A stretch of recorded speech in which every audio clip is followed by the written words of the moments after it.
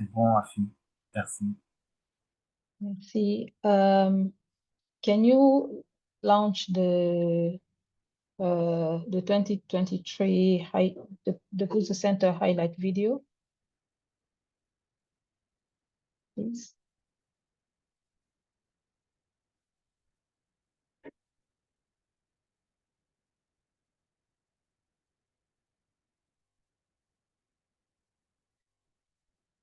Hello, everyone. Welcome to this session. We are just waiting for a few minutes for more people to join. We will be starting in 2 minutes. Thank you so much for your patience.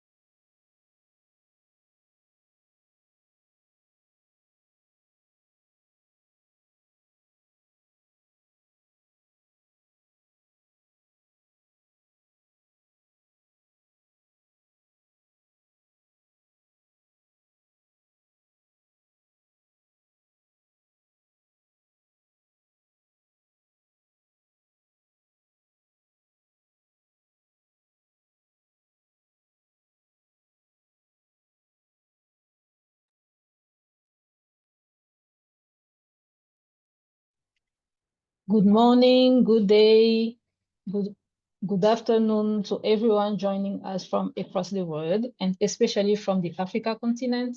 My name is Afi Malungu. I am the Africa Outreach Program Manager at the Pulitzer Center. On behalf of the Pulitzer Center, I am delighted to welcome you to session 2 of the interconnected webinar series, COP30, titled The True Cost of Carbon, Lessons from the Isangi Red Plus Project. The interconnected webinar series is part of the Pulitzer Center's International Education and Outreach Program. Since 2023, this initiative has brought together educators, researchers, policymakers, journalists, and community leaders to reflect on pressing global issues through the lens of rigorous investigative journalism. This year's series focuses on carbon markets in the Amazon, the Congo Basin, and Indonesia. We are asking hard questions about who benefits, who bears the cost, and what real accountability could look like ahead of the COP30 negotiations. The Pulitzer Center itself is an independent, non-profit organization that supports quality journalism and engagement on critical issues around the world. Through initiatives like the Rainforest Investigations Network, it amplifies underreported stories about the environment, climate, and communities, bridging the gap between investigative reporting and informed public debate. So today's session will focus on the Isangi Red Plus project in the Democratic Republic of Congo, a case once celebrated as a model for conservation, but now raising urgent concerns about transparency, ownership, and the marginalization of local communities. Drawing from Pulitzer Center Fellow Linda Ngari's groundbreaking investigation, we will explore the true cost of carbon offsets projects in Africa and their implications for Indigenous people, governance frameworks, and future climate finance mechanisms. Today, we are honored to have with us a distinguished panel of experts and practitioners. Please, we would like to welcome Linda Ngari. She is a Kenyan freelance investigative journalism and a Pulitzer Center Rainforest Investigations Network Fellow. We also have with us Madame Roseline Foswa-Adjei. She is a REDD+ and climate policy expert and also the director of the Ghana Forestry Commission Training Center. We are also honored to have with us as a panelist, Mr. Gervais Ludovic Itswamadzu, the Vice Chair of IPCC Working Group 3 and the coordinator of the ECCAS Regional Hub for Climate Action Transparency. And finally, we will be hearing as well from Madame Wanjiru Kiarie. She is an NGO leader and the CEO of the Pit to Palace initiative, an organization that champions equity and justice in African communities. And together, they will help us unpack the financial flows, governance structures, and lived community experiences that define the true cost of carbon. Before we begin, a few quick notes for technical reason. Please note that the main language of this webinar is English, but we also provide French translation. And to access to it, please press the translation button at the bottom of your Zoom screen. Also, please use the Q&A button at the bottom of your Zoom screen to submit questions to our panelists. Our team will collect and share them during the discussion segments. Finally, we would like to encourage you to stay until the end of this session to complete our short evaluation survey, which help us improve future sessions. So with that said, let us begin our session. And we would like to introduce our first panelists. It is my pleasure to first invite Madame Linda Ngari. She will be sharing the key takeaways from her Pulitzer Center investigations. But first, for her to speak with you, let me introduce her. Madame Linda Ngari is a Kenyan investigative journalist. She is skilled in OSINT and data journalism. Her work has featured on BBC Africa Eye, African Arguments, Code for Africa, and Uncensored, and Africa Uncensored, covering a variety of topics like mis- and disinformation, reproductive rights, digital rights, and climate change.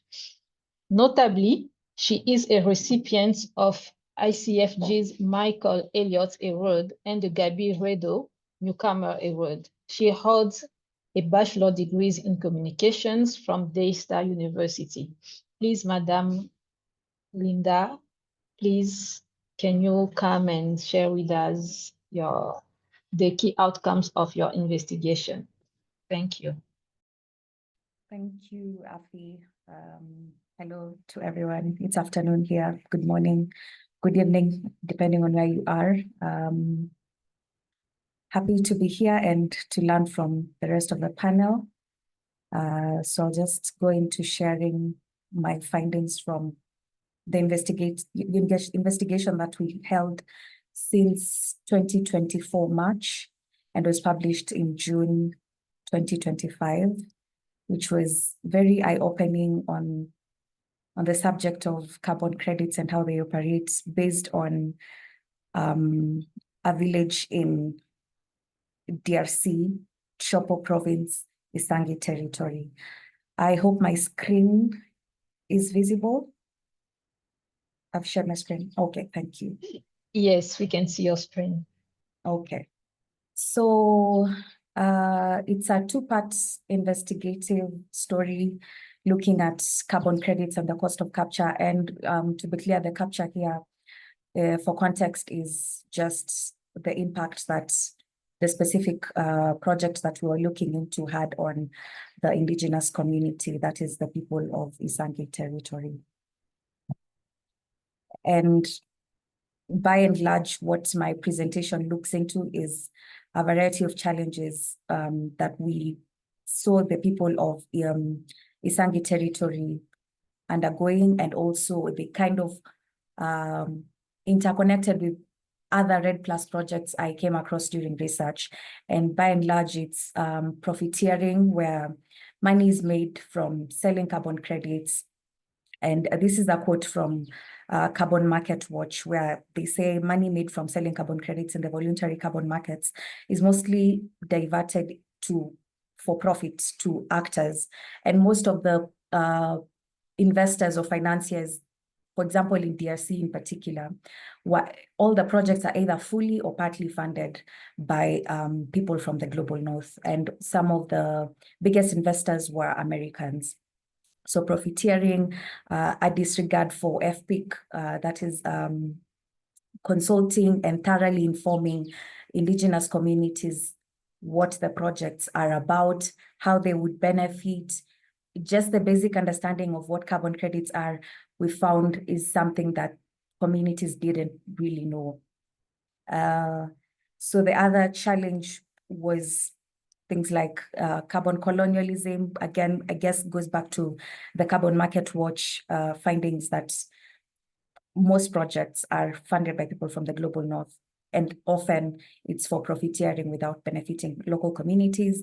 Greenwashing, where there was a Guardian report that found 90% of carbon market projects were not effective in climate solutions. And then finally, there's carbon pricing discrepancies, where prices, for example, in DRC in 2023 is where we could find specific data. As you can see, in DRC, it was $17 per ton of carbon credits. In California, the same ton sold for $76. Sorry, in Europe, it was $76, and in California, the same ton went for $34. And again, part of the overview is this map right here, again by Carbon Market Watch, talking about how 28%, less than 28% of companies in Africa actually run carbon credit projects in the country, less than 28%. Majority come from America, France, UK, Germany, the rest of the world, and mostly the global north. Part of the findings, again, as an overview in terms of the African carbon markets, as mentioned, is the difference in carbon pricing. While this map over here, this image looks at China, Europe, and USA, you can see the trajectory is kind of going up. But from our findings, $17 in 2023 is pretty much the highest we could find. Again, data was a problem, but the highest price based on the data we collected for the period we collected was $17. But this was a fluctuation, because in 2023, well, there's like a clear upward trajectory in the map from outside of Africa.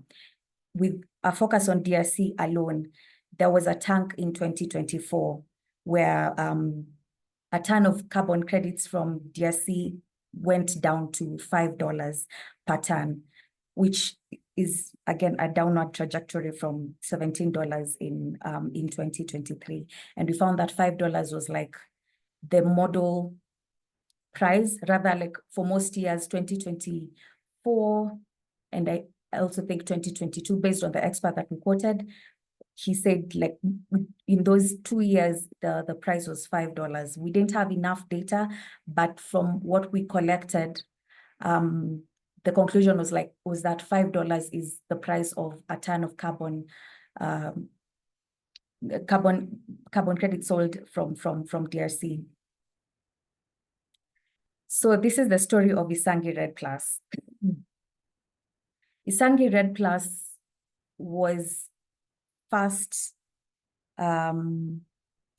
certified in 2024, but it was before a logging project run by the same people.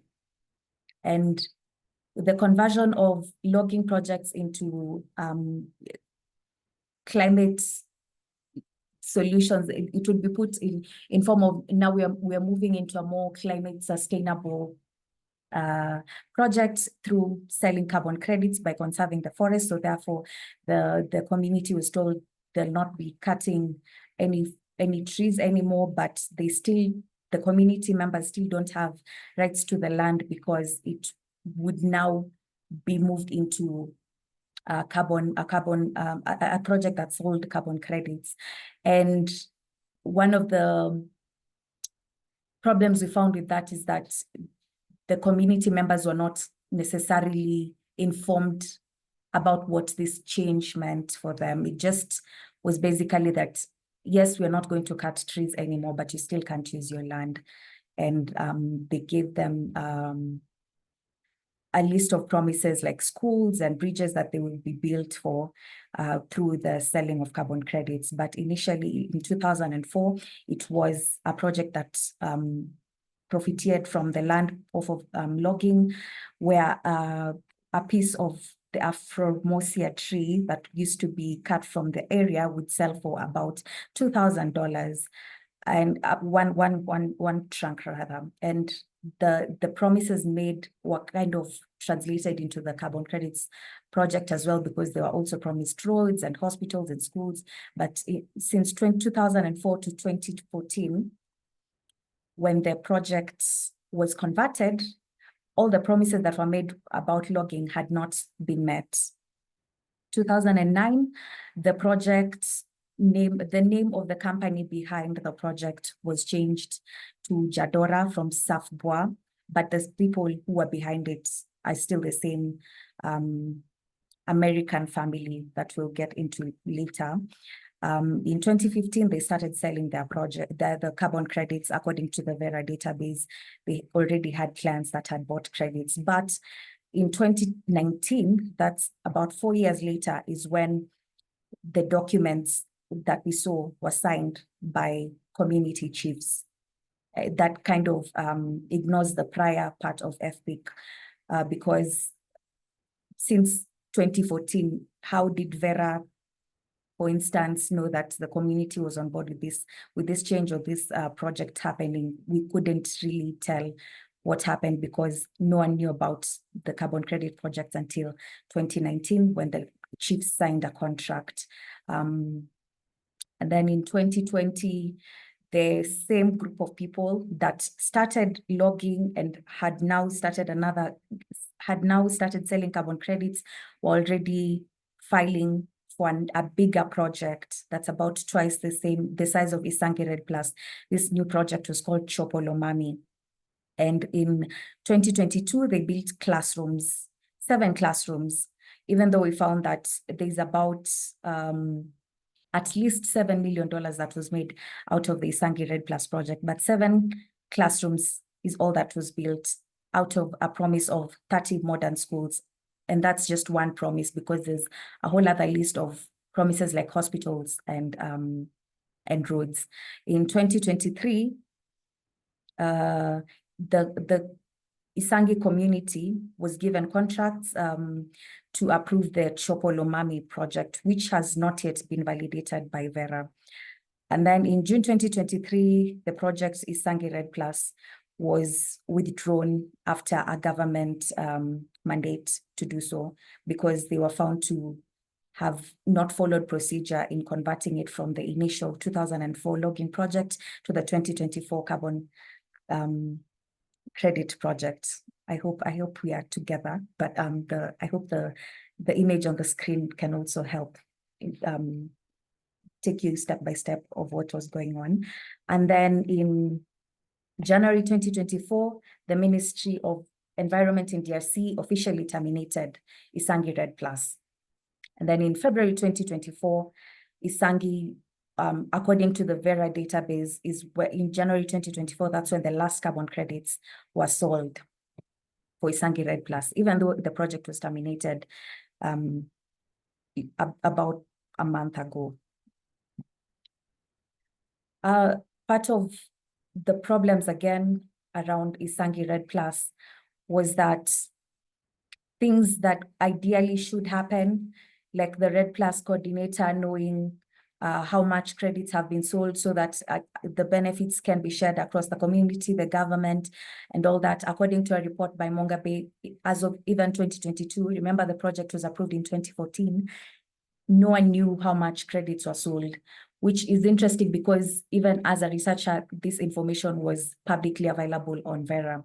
But as per the National Red Plus coordinator, they didn't know, and they had not gotten anything from the proceeds of selling carbon credits since 2014.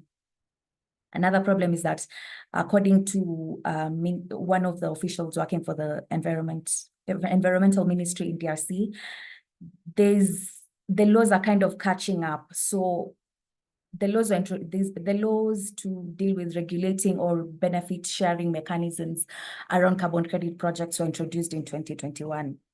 Remember, Isang is just one project and it had already sold credits since 2015. So how are they operating without any legal basis? No one knows. And we got to hear from some of the community members, and this is one of the community members whose ancestral land is part of the Isangi Red Plus project. And he says he used to farm on his land, but now he cannot do anything with the piece of land that he has. And he says, I'm just quoting directly, "We don't dispute that the soil belongs to the state, but what about the people who have been keeping the forest? Do we not have rights?" And this is just a short video, which is again, one of the community members complaining about the promises that were made over what they see right now. And now is when they're beginning to catch up on what they actually signed up to. Moi, c'est Michel aussi de la Bononga. Alors, je suis ici le directeur des études de cette école, mais dans le village de Yafunga, collectivité Balo Lambila, dans le territoire d'Isangi. Ici, depuis que J'adorais venir avec le crédit carbone. Vraiment, nous ne sommes pas satisfaits parce qu'on ne sait pas ce qu'ils ont, mais combien ils exploitent. On ne sait pas aussi les coûts. On ne sait pas aussi qui est l'acheteur. Notre problème, c'est ici seulement, c'est qu'ils exploitent. Nous ne savons pas ce qu'ils font.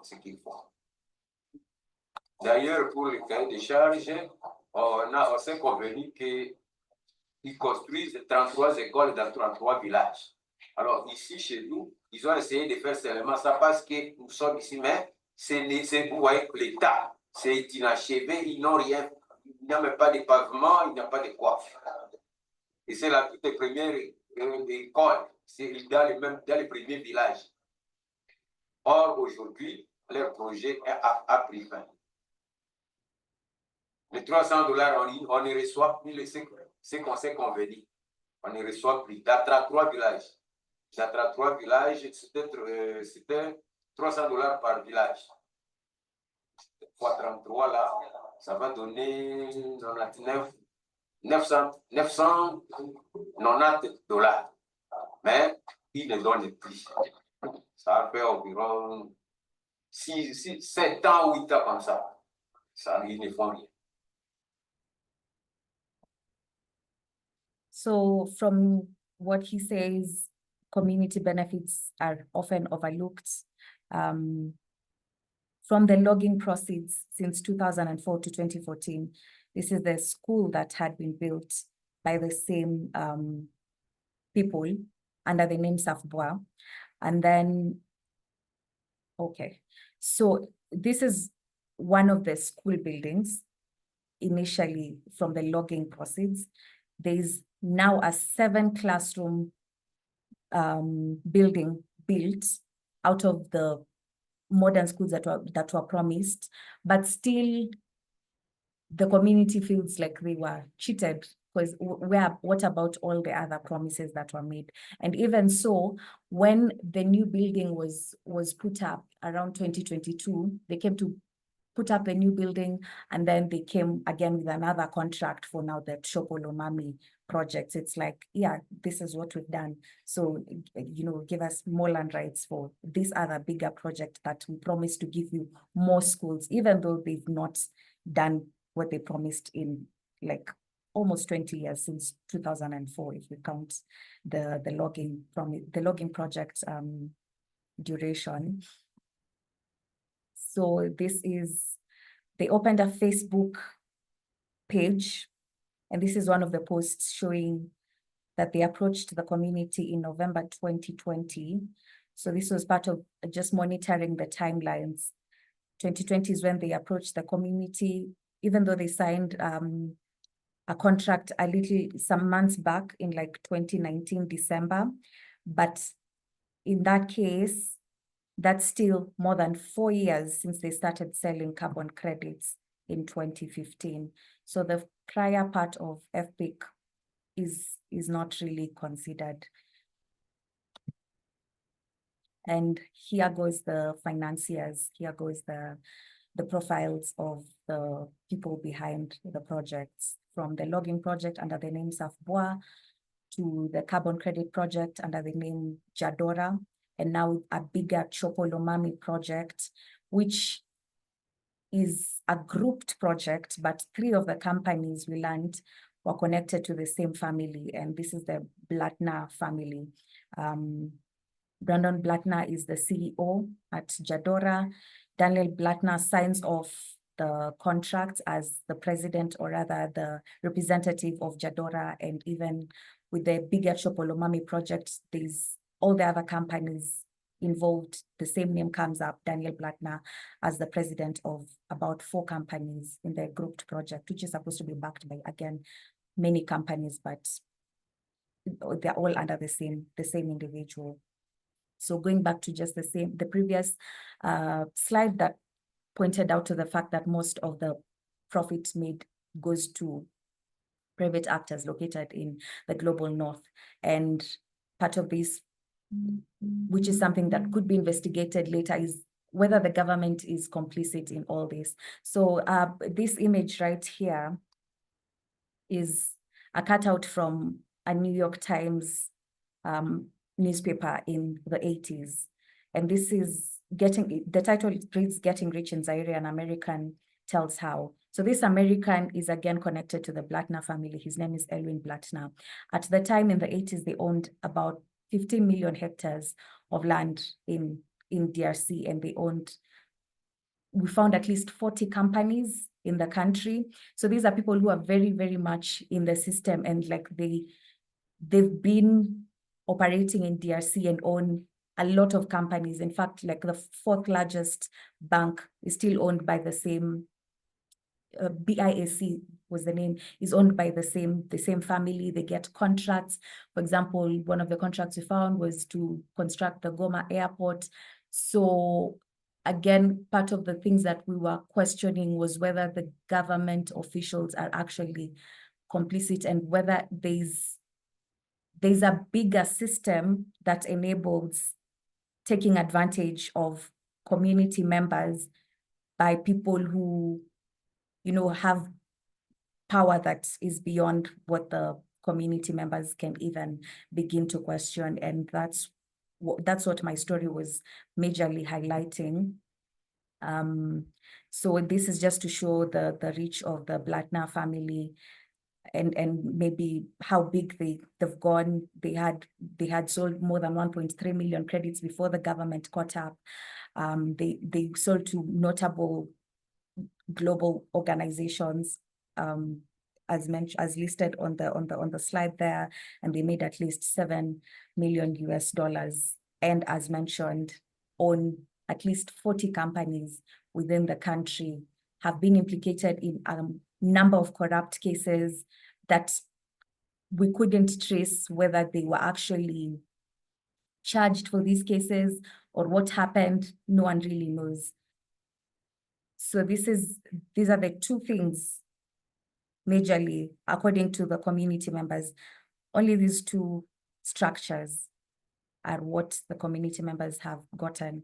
Since 2004 to 2014, as part of the logging project by the same family. And since 2014 to 2023, when it was terminated, is when they built this other nicer structure of, these were 7 classrooms as we counted, and an office for teachers. And then now they want to get approval for a bigger project. What will they do with it? What will the community benefit from it? We don't know. Some of the challenges I faced while reporting on the project was majorly a lack of data.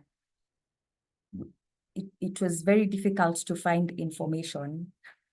We would have loved to find out. So, for example, the case about how much carbon credits have sold for over the years, so as to compare. But I think we could only found cases for like 4 years. And that was difficult to draw a conclusion because there's not enough data. Other challenges faced included a lack of understanding on carbon markets. Even some of the NGOs that we would ask,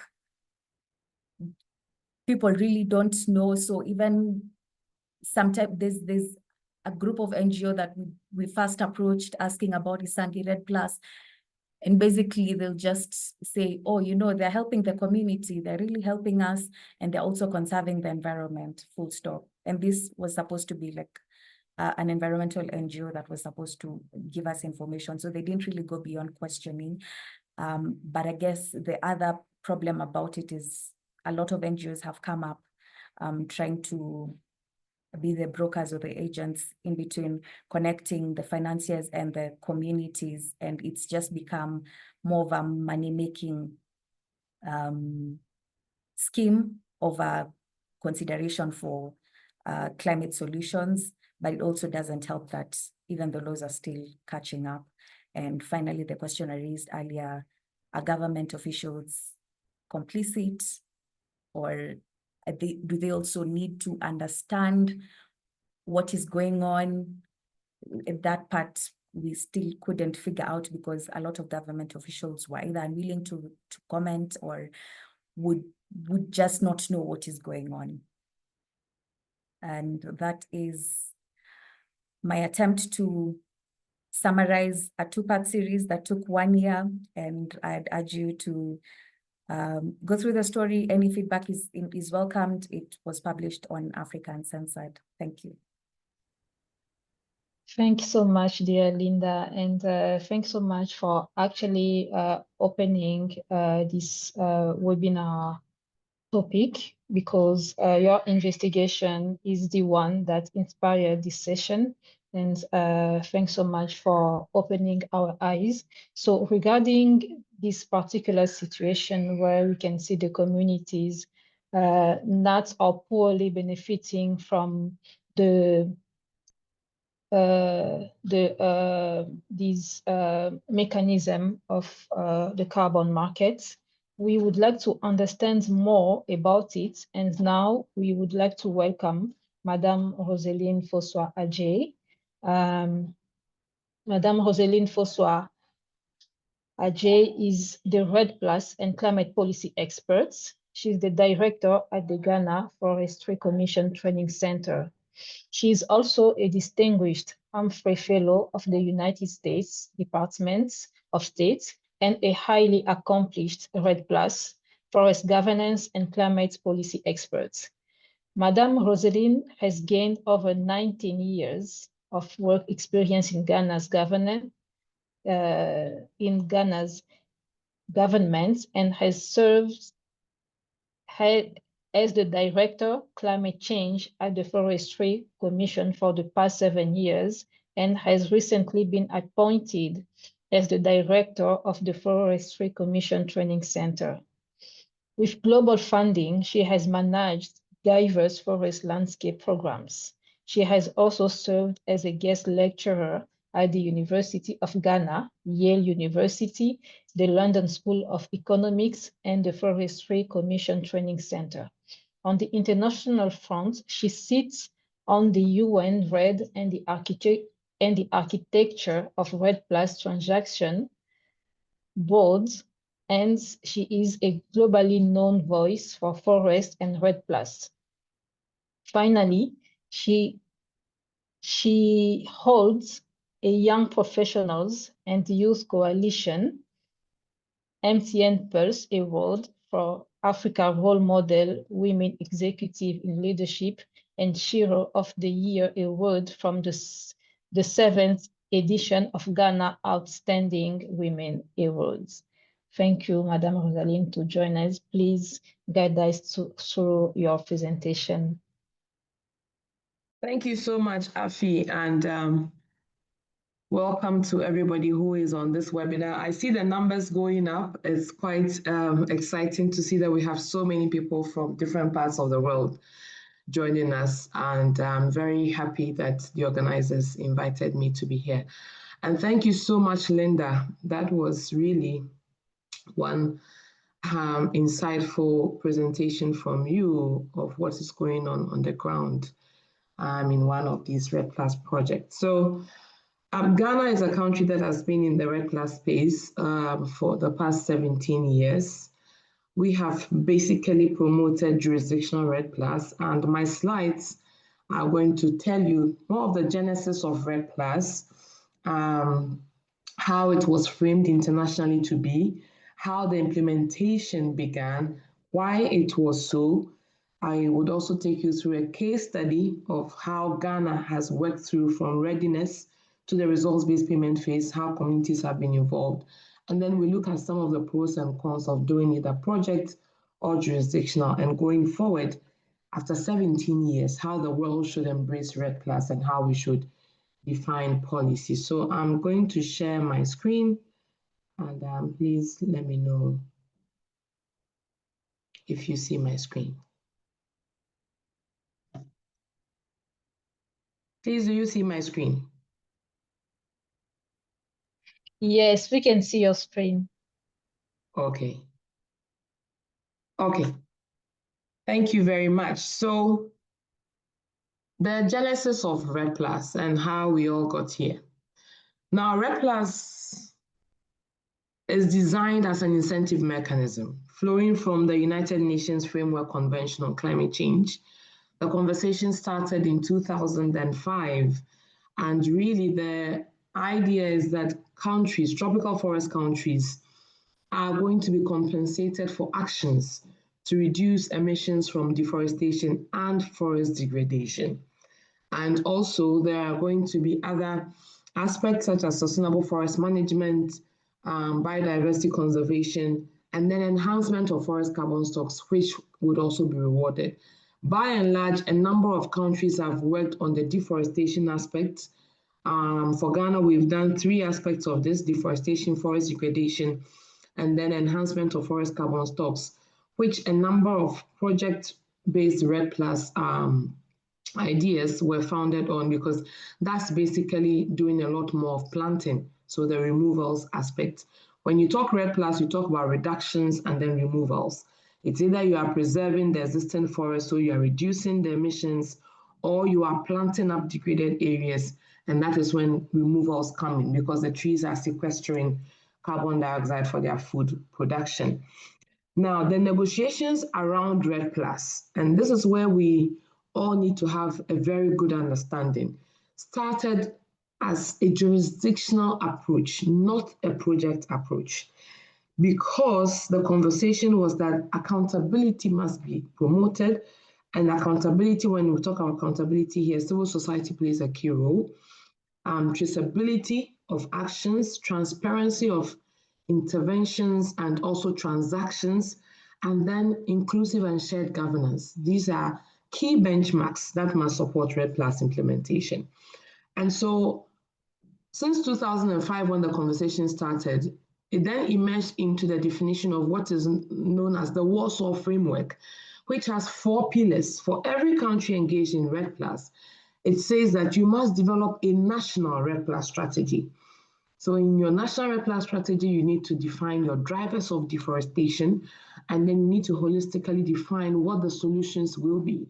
So for example, in Ghana, when we did that definition, we realized that agricultural production was a driver, illegal logging, illegal mining, wildfires, and we did this across the entire country. We zoned the country into the different ecological zones that the country has, because some drivers might be peculiar to a particular ecological zone. Some also cut across, like agricultural expansion. Wildfires would be pocketed across, but when you get into the savanna zone, wildfires are a big driver of deforestation there. Now, the second of the Warsaw Framework, and in no particular order, is also the definition of a national safeguards information system, where countries put on paper what are the safeguards to be addressed, and then they also report on the safeguards being respected. When you're addressing, you are enumerating on paper what kinds of risk could come out, what will be the mitigation measures. And then when you get into the respecting, you report on how you are implementing the mitigation measures. So for example, Linda was talking about FPIC, the fact that there could be communities who are not included in conversations and projects or programs even go on without their knowledge. That is a risk. And so the mitigation measure would be to have a consultation plan. That's a stakeholder mapping exercise, identifying who is relevant to the conversation of emission reductions and also who owns carbon rights. And so when you go into the safeguards information system, which is expected to be digital and web-based and online, you would then be able to tell that community A, B, or C was engaged on this date. You have documents where they have appended their signature or thumbprint to. And then, for example, if you have projects that are going to compromise water bodies, you put there what the interventions would be so that the water bodies are not compromised. If there are land ownership issues, how have you solved it? So it's expected to be a process that is end-to-end holistic. And periodically, countries are also expected to submit their summary of safeguards information to the UNFCCC. Ghana, for example, has submitted 2. The next thing is for a country to define their forest reference level, because for every country that wants to gain any credits, emission reductions reporting verified, you should have your baseline. What were you emitting in your program area? And what is going to be the incremental change? And so the reference level tells you maybe you are emitting 5 million tons of carbon dioxide equivalent. And then we get into the project implementation. Further in the years, we realize that the country or the jurisdiction is just emitting 3 million. So the 2 million that has been saved is what you actually get paid for. So the forest reference level sets the baseline. And then you have a national forest monitoring system, which as much as possible should also be really a digital system, web-based, where from every part in the world, if Ghana or Mozambique or Colombia or Peru says that we have been able to keep our forest intact, this forest monitoring system can give us the numbers or the visuals, okay, that we saw that this forest was 5 million hectares. It is still 5 million hectares. Maybe it has lost some of the trees, so the degradation aspect, but it's still standing as a forest. Or it was 5 million, it has reduced to 3 million, or it was 5 million and another 2 million has been added. So that is also the essence of the national forest system, forest monitoring system. So you realize that from all these frameworks, REDD+ was expected to be at a jurisdictional level, either at whole-scale national or sub-national. But then, when REDD+ implementation began, it began as projects. Why? Because many countries failed to realize the commoditization of carbon at an early stage. And Linda mentioned this, that sometimes it's as though the government really doesn't even know, they don't have the answers, because this is purely technical and you need to build capacity. You need to re-engineer your regulations in the forestry sector. We have done forestry just based on timber, based on wildlife, the animal species in there, the flora and fauna. Where do you place carbon? Carbon is neither flora, it's neither fauna, it's a commodity on its own. But many countries failed to realize that carbon is a commodity because it is intangible. And so we had an influx from the northern world of people who branded themselves as developers, okay, coming in and going into landscapes directly. They went into communities, they went into forest fringe areas, and they began to broker their own transactions. Now, whatever they did, they defined their own safeguards. Nobody was checking them. They defined their own MRB structures, not linked to any national forest reference level. Okay, they did their own consultations. Nobody was checking them. What was the rule book? It was basically between the standard setter and the project developer. National governments were cut off. National structures were practically not even recognized. And in some countries, they were not even existent. And so there was no room for benchmarking. This is where the problem began from. The areas where governments should have risen to define the enabling environment, the architecture, the structure was missing. And so we had project developers who came in promising dollars, foreign currency to local communities, and eventually taking away a lot of their rights. Now, this is also not to say that every REDD+ project got it wrong. There are very good REDD+ projects going on, just that there have been some that have not lived to expectation. And for example, the work that Linda and probably the team are doing will bring some of these issues out for us to know. But I want to issue here that based on one project or two or three or many others going wrong, does not defeat the fact that REDD+ is working for a number of communities and countries. And this has practically been through jurisdictional REDD+, even though some projects are also working. Now, what is jurisdictional REDD+? Has government-led facilitation, follows all the different elements of the Warsaw framework that I mentioned, follows a consultative and well-defined process that is holistic, that identifies the drivers of deforestation with communities, and together we profile solutions. And so we are going to look at the case study of the Ghana Cocoa Forest REDD+ program, which is one of the premier programs in Ghana.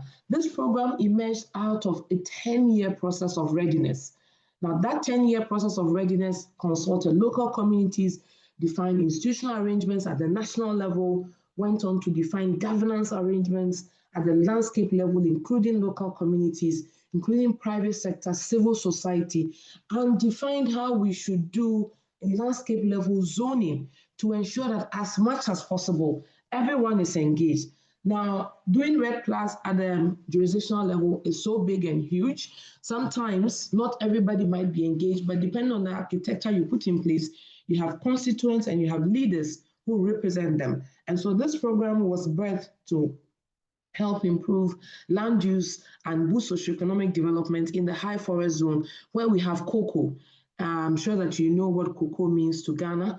Ghana and Cote d'Ivoire, we are the number 1 and 2, that's Cote d'Ivoire number 1, Ghana number 2, producers of cocoa beans on the global market. Now, we didn't want cocoa to compromise forest lands, and we also didn't want forest lands to be the reason why we don't have a thriving cocoa sector. So we designed this program to be a win-win program where we can have agricultural intensification for our cocoa lands, whilst we are also protecting our forest lands and regrowing areas that had been lost, or forest areas that had been lost. Now, this whole process received funding from the Forest Carbon Partnership Facility of the World Bank.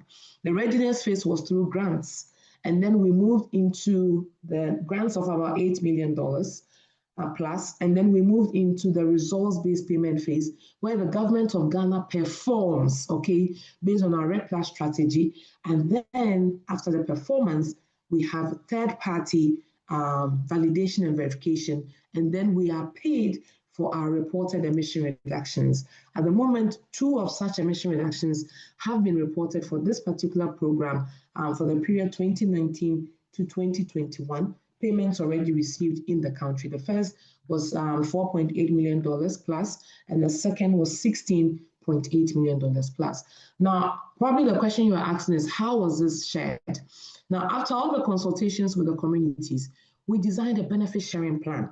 In that plan, we identified who has the responsibility to generate these emission reductions that will be sold on the market or to the carbon fund in this case.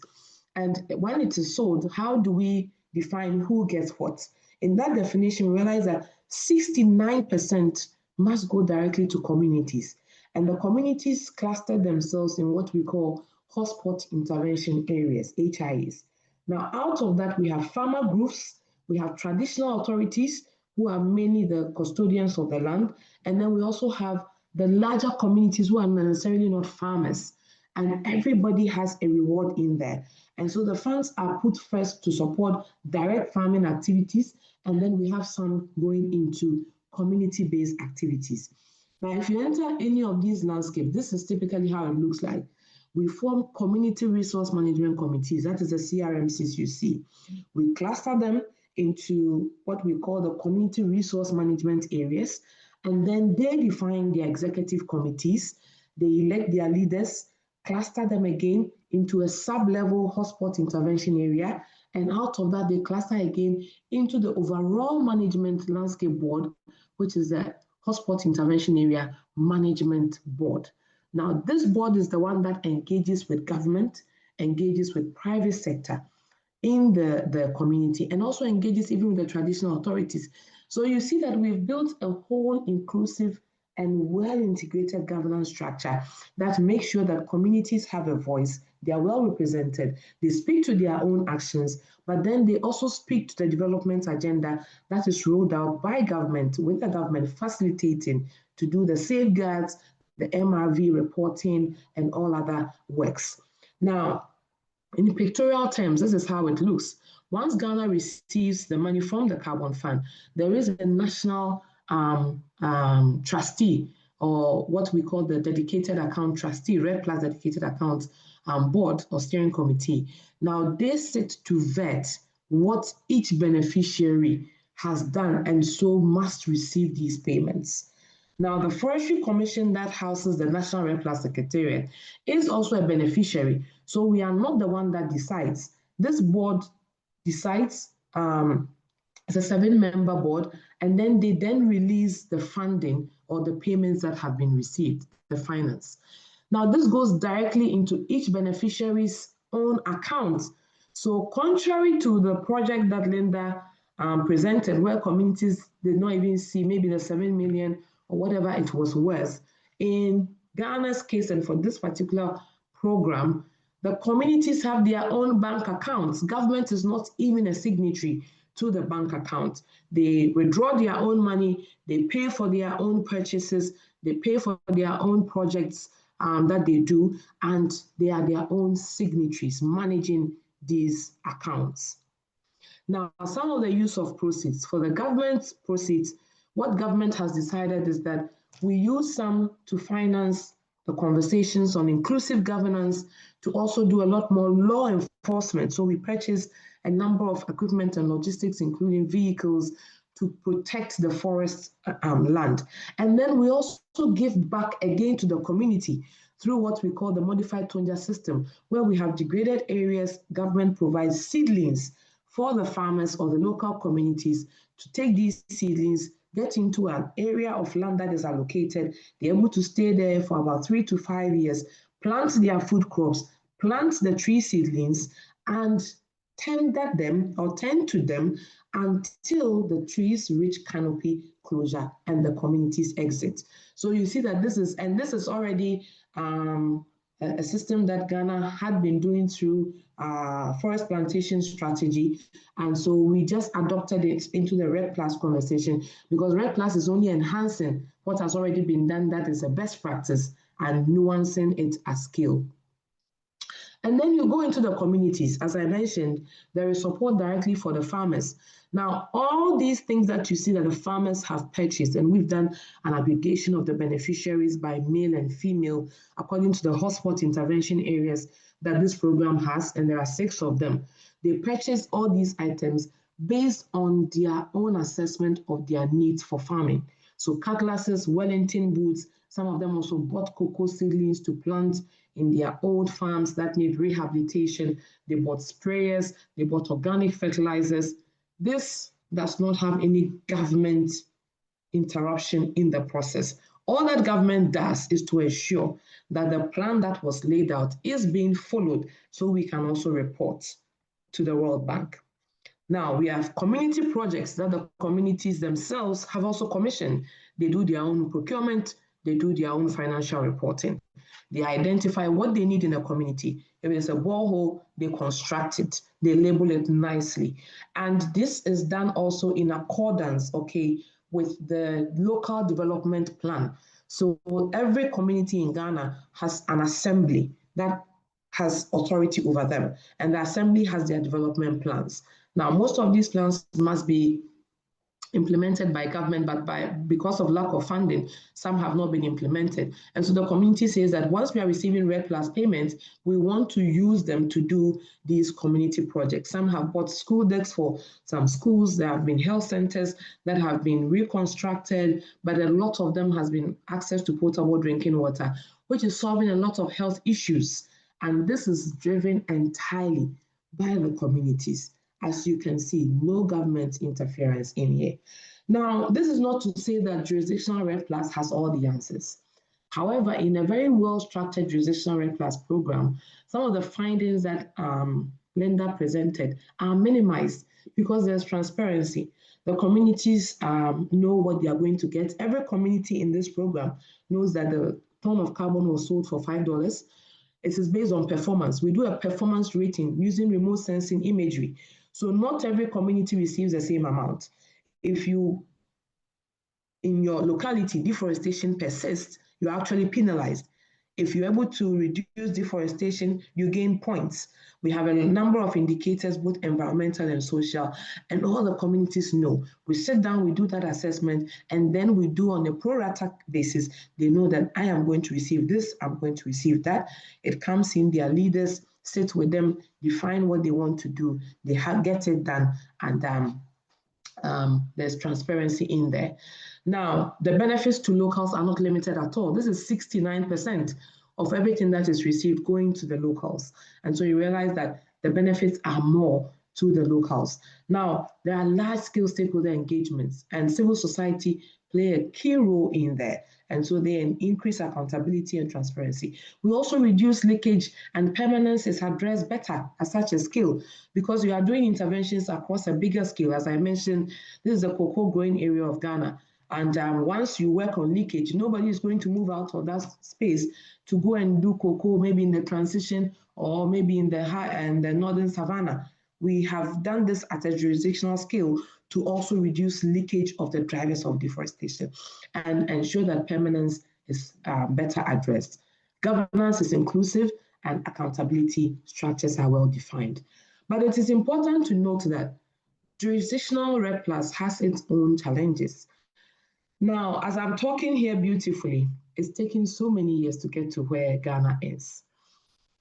The landscapes are big, many people. This program covers, I think, 5.9 million hectares, 12 million people, and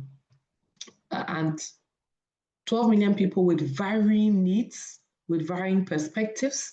The consultation will never end because every day, different things are coming up. Monitoring is tedious. Monitoring is very tedious and capital intensive.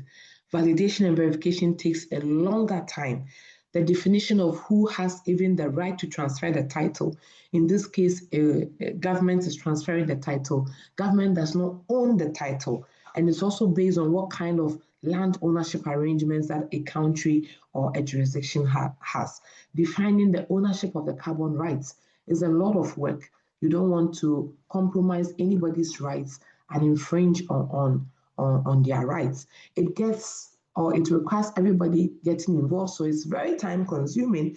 And if the price is not good, benefits are spread thinly. We started with $5 a ton with the World Bank. I have always said that if you put together the readiness funding, it might probably be more than $5 because the voluntary carbon market does not provide any readiness. You're just buying whatever it is, buying and selling. And so it might be a little over $5, but it still doesn't get us to the price we want.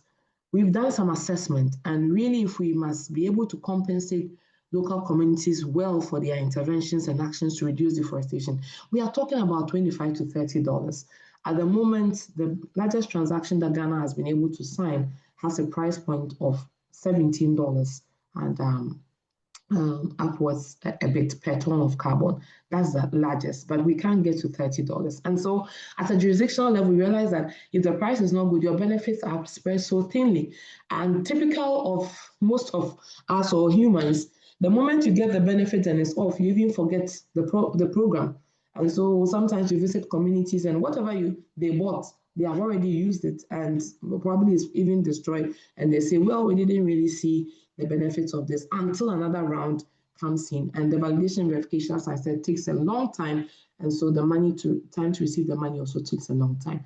However, in conclusion, I want to mention that jurisdictional REDD+ is thriving in many countries: Guyana, Vietnam, Cote d'Ivoire, Ghana, Mozambique. We can learn from these cases and even use it to influence project level REDD+. Now, the existence of challenges with some projects, and I've said this already, should not nullify the overall picture of what REDD+ means to many communities who are benefiting. Now, REDD+ programs have generated a lot of benefits for Ghana and other countries. The fact that communities are even part of governance for forests is a big win for us, because strengthening governance is very intrinsic, but that's a lot to promote forest landscapes, because communities have ownership. Communities have been exposed to international conversations. We've had a number of our local community leaders attending COPs, attending other international meetings. This was never done. They didn't even know about them. Now they are part of globally recognized IPLC groups. They have a voice in there. They are also able to bring their opinions to the table. And I believe that what the Pulitzer Center is doing is very good. Let's draw also from the good cases of what is working and then bring them together and try to influence the cases that are not working so well. And I believe that every country at this moment, Ghana, for example, has defined Article 6 framework.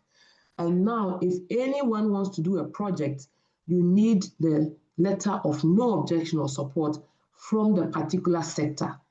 This is how we should be moving. Article 5 should also have its own policy. We must have forest carbon policies that ensure that even if a project developer comes into the country, they are able to do projects with the government very well informed. Because when we were doing validation and verification for this program, we realized that there are projects that have actually gone through validation and verification with issuances, but the government of Ghana didn't know anything about this. But going forward, once we have our forest carbon policy in place, all this is going to be curtailed. And also the Article 6 framework does not even allow any such purchasing agreements if the sector that is in charge has not been engaged. And I think this is where we should move to. From all these lessons, move into defining frameworks and actually getting to understand that carbon has been commoditized, it will be commoditized, and it's high time we have the necessary trade arrangements to also be at the forefront of such discussions for the benefits of our people. Thank you very much. Thank you so much, Madame Roselyne Fossoa. This was so insightful. And thank you again for highlighting how the REDD+ and the carbon market works in Guyana, which is a little bit contrasting with what is happening in the DRC. And also thank you again for showing us how the REDD+ work and what are the kind of mechanism each country is actually free to adopt. So let's go straight to our third panelist. Let me introduce Mr. Gervais Ludovic Itsua-Mazu. He's the Vice Chair of IPCC Working Group 3 and coordinator of the ICAS Regional Hub for Climate Action and Transparency. So Mr. Itsua is also a PhD candidate in diplomacy and international relations and a holder of a master's degree in physical geography. He has over 25 years of experience in the fields of forestry, climate, and green finance. He is a recognized Red Plus specialist. He has been a negotiator under the UNFCCC and a member of the roster of experts contributing to the assessments of Red Plus technical annexes and forest reference level. He's a former deputy executive secretary and technical coordinator of COMIFAC. He has also carried out numerous advisory missions for international organizations and African countries. Please, Mr. Itsua, the floor is yours.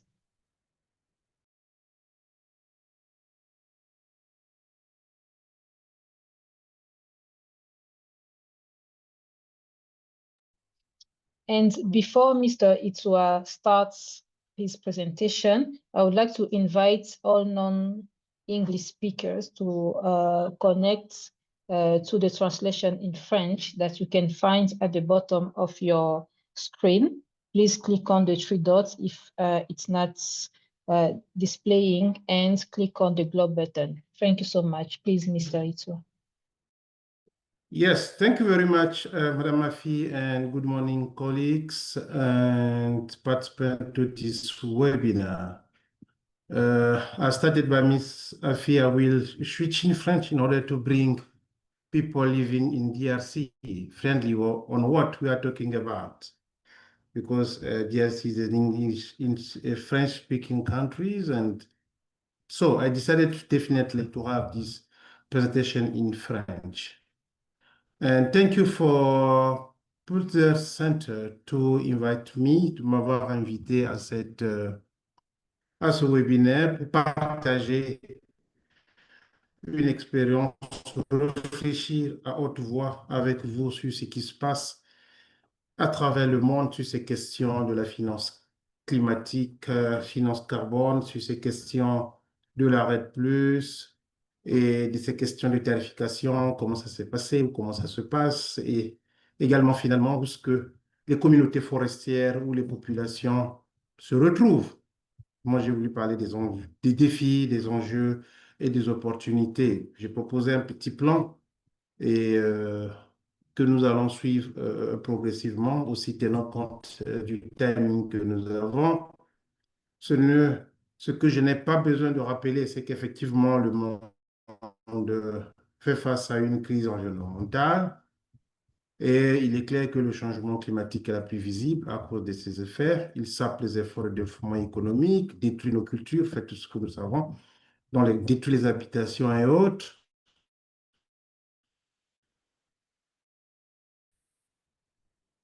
Et pour adresser cela régulièrement lors des COP, donc pratiquement chaque année, c'est aujourd'hui reconnu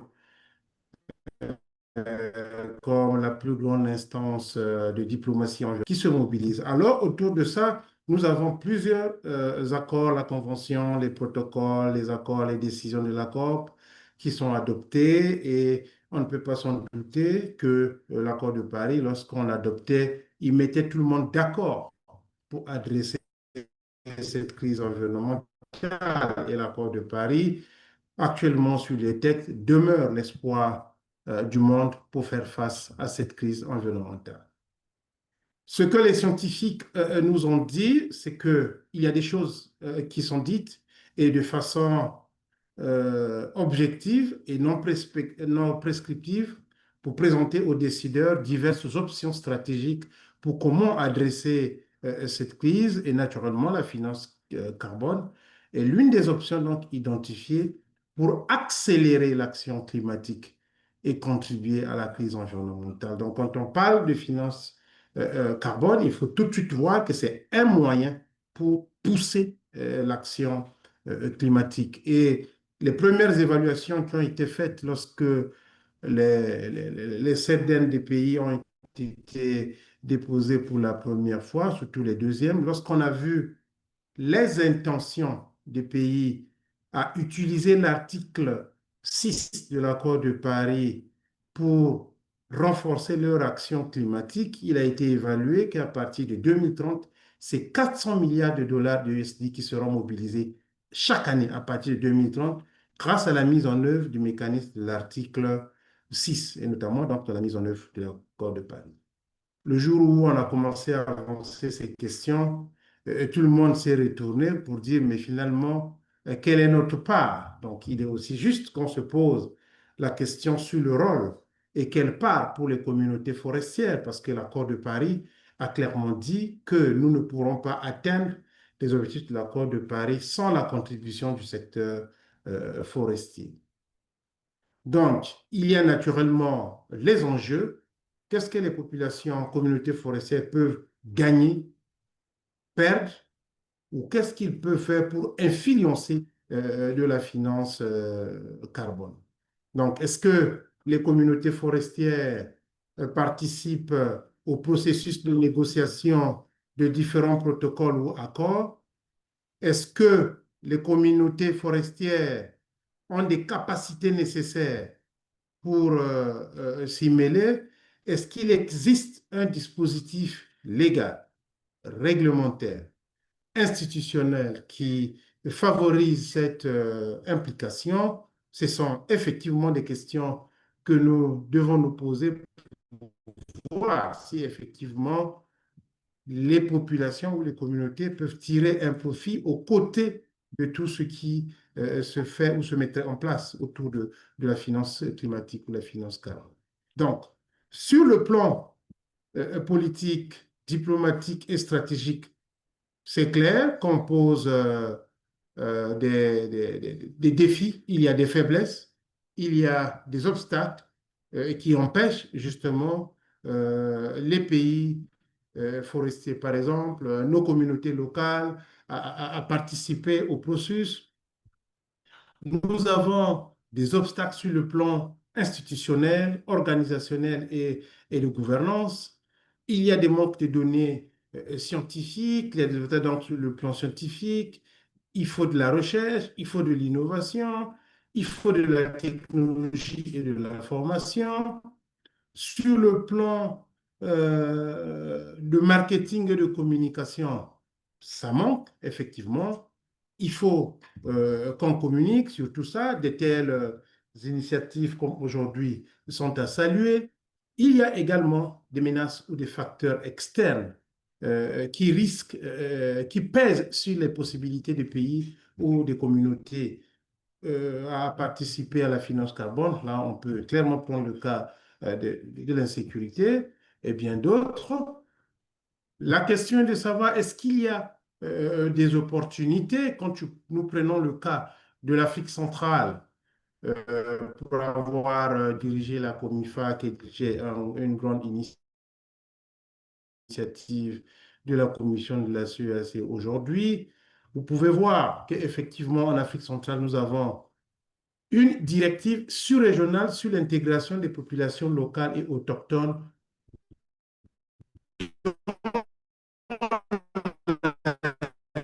gestion forestière, environnementale, sociale et stratégique en milieu forestier. Ce sont des directives qui ont été élaborées au niveau sous-régional. Je suis impliqué dans une réflexion en cours sur l'élaboration d'une stratégie régionale de la finance carbone. Nous avons déjà pu faire adopter les axes stratégiques au niveau ministériel et il faut donc élaborer les documents. Actuellement, quand on regarde nos pays, vous avez suivi le cas de Ghana, il y a pas mal d'initiatives et de réflexions sur les stratégies nationales de la finance carbone, pour mettre une virgule, sur les paiements pour services environnementaux. Il y a au niveau des pays des textes juridiques qui se mettent en place et la réglementation qui se met en place et qui est en cours d'adoption et les pays sont déjà en train de les publier. Il y a effectivement ici des opportunités d'accompagnement qui existent avec des partenaires techniques et financiers et bien entendu aussi par le secteur privé qui est intéressé par ce mécanisme. Je vous ai pris un exemple ici pour vous présenter, au regard des discussions, vous présenter l'évaluation stratégique, environnementale et sociale de la RED+. Lorsque un pays veut s'engager dans le processus RED+, il devra élaborer une stratégie, il doit faire une évaluation de la stratégie environnementale et sociale. J'ai dirigé l'équipe qui a conduit ce travail au Burkina Faso, premièrement, vous devez faire une évaluation, une analyse des parties prenantes qui peuvent influencer le processus, pourquoi le processus peut réussir, en quoi il ne peut pas réussir, etc. Il faut préparer un plan de consultation de ces parties prenantes et mener la consultation. Il faut analyser les risques environnementaux de l'initiative et aussi des risques au niveau social. Il faut préparer un mécanisme de partage des bénéfices. Vous avez vu l'exemple du Ghana tout à l'heure et de la collègue qui a passé juste avant elle. Il faut préparer un mécanisme de gestion des plaintes et de recours. Vous voyez, lorsqu'on prend le cas de Helsinki, il y a des problèmes, mais il n'y a pas un mécanisme de plainte et de recours. On ne sait pas, lorsqu'il y a une situation, comment ou par où se diriger. Et par la suite, lorsque vous avez élaboré tout ce système, ce qu'on appelle les sauvegardes de concours dans le cadre de la RED+, vous devez avoir et mettre en place un système d'information sur les garanties. Est-ce que tout ce qui est dit là peut être renseigné annuellement pour informer le bailleur et informer les parties prenantes sur qu'est-ce que nous avons vu, nous qui avons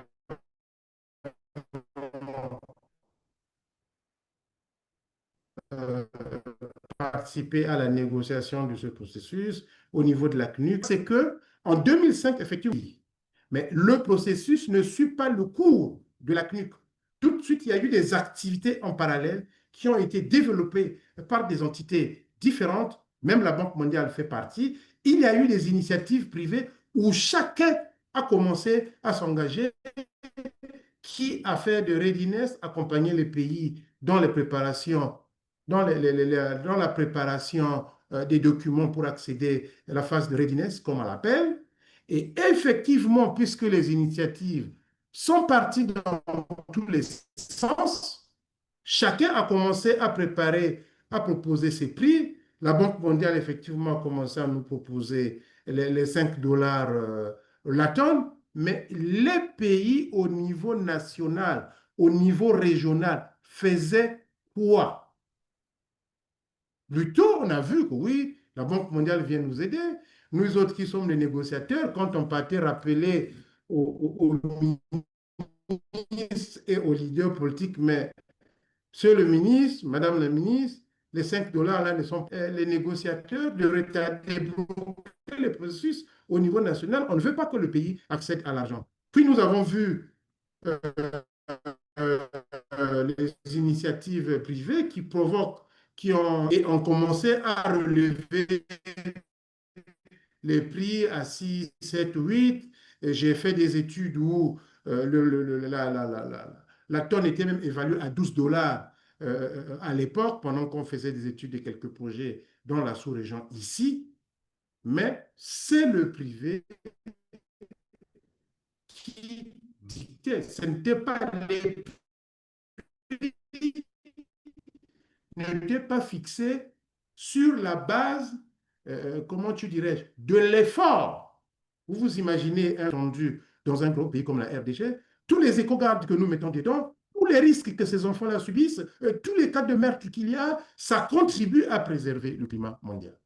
Ça contribue dans la mise en œuvre des activités de la RED. Est-ce que vous croyez, est-ce que nous croyons, ou même quand on va dans la certification forestière, les entreprises s'engagent dans la certification de leurs concessions. Est-ce que nous croyons que le prix de 5 dollars répond à l'investissement consenti, rien que même pour générer ces crédits? Nous disons non. Et donc, c'est effectivement ces initiatives au niveau des institutions parallèles qui nous amènent dans ce contexte, et ça a même influencé le Fonds vert pour le climat qui est venu en adoptant les 5 dollars de la tonne. Il n'y a pas longtemps qu'au niveau des fonds verts, il y a eu des décisions où ça a été révisé pour relever. Mais ça a été influencé par ces initiatives parallèles. Ce que je voulais partager avec les participants à cette occasion, je sais que le temps il est passé, c'est le fait que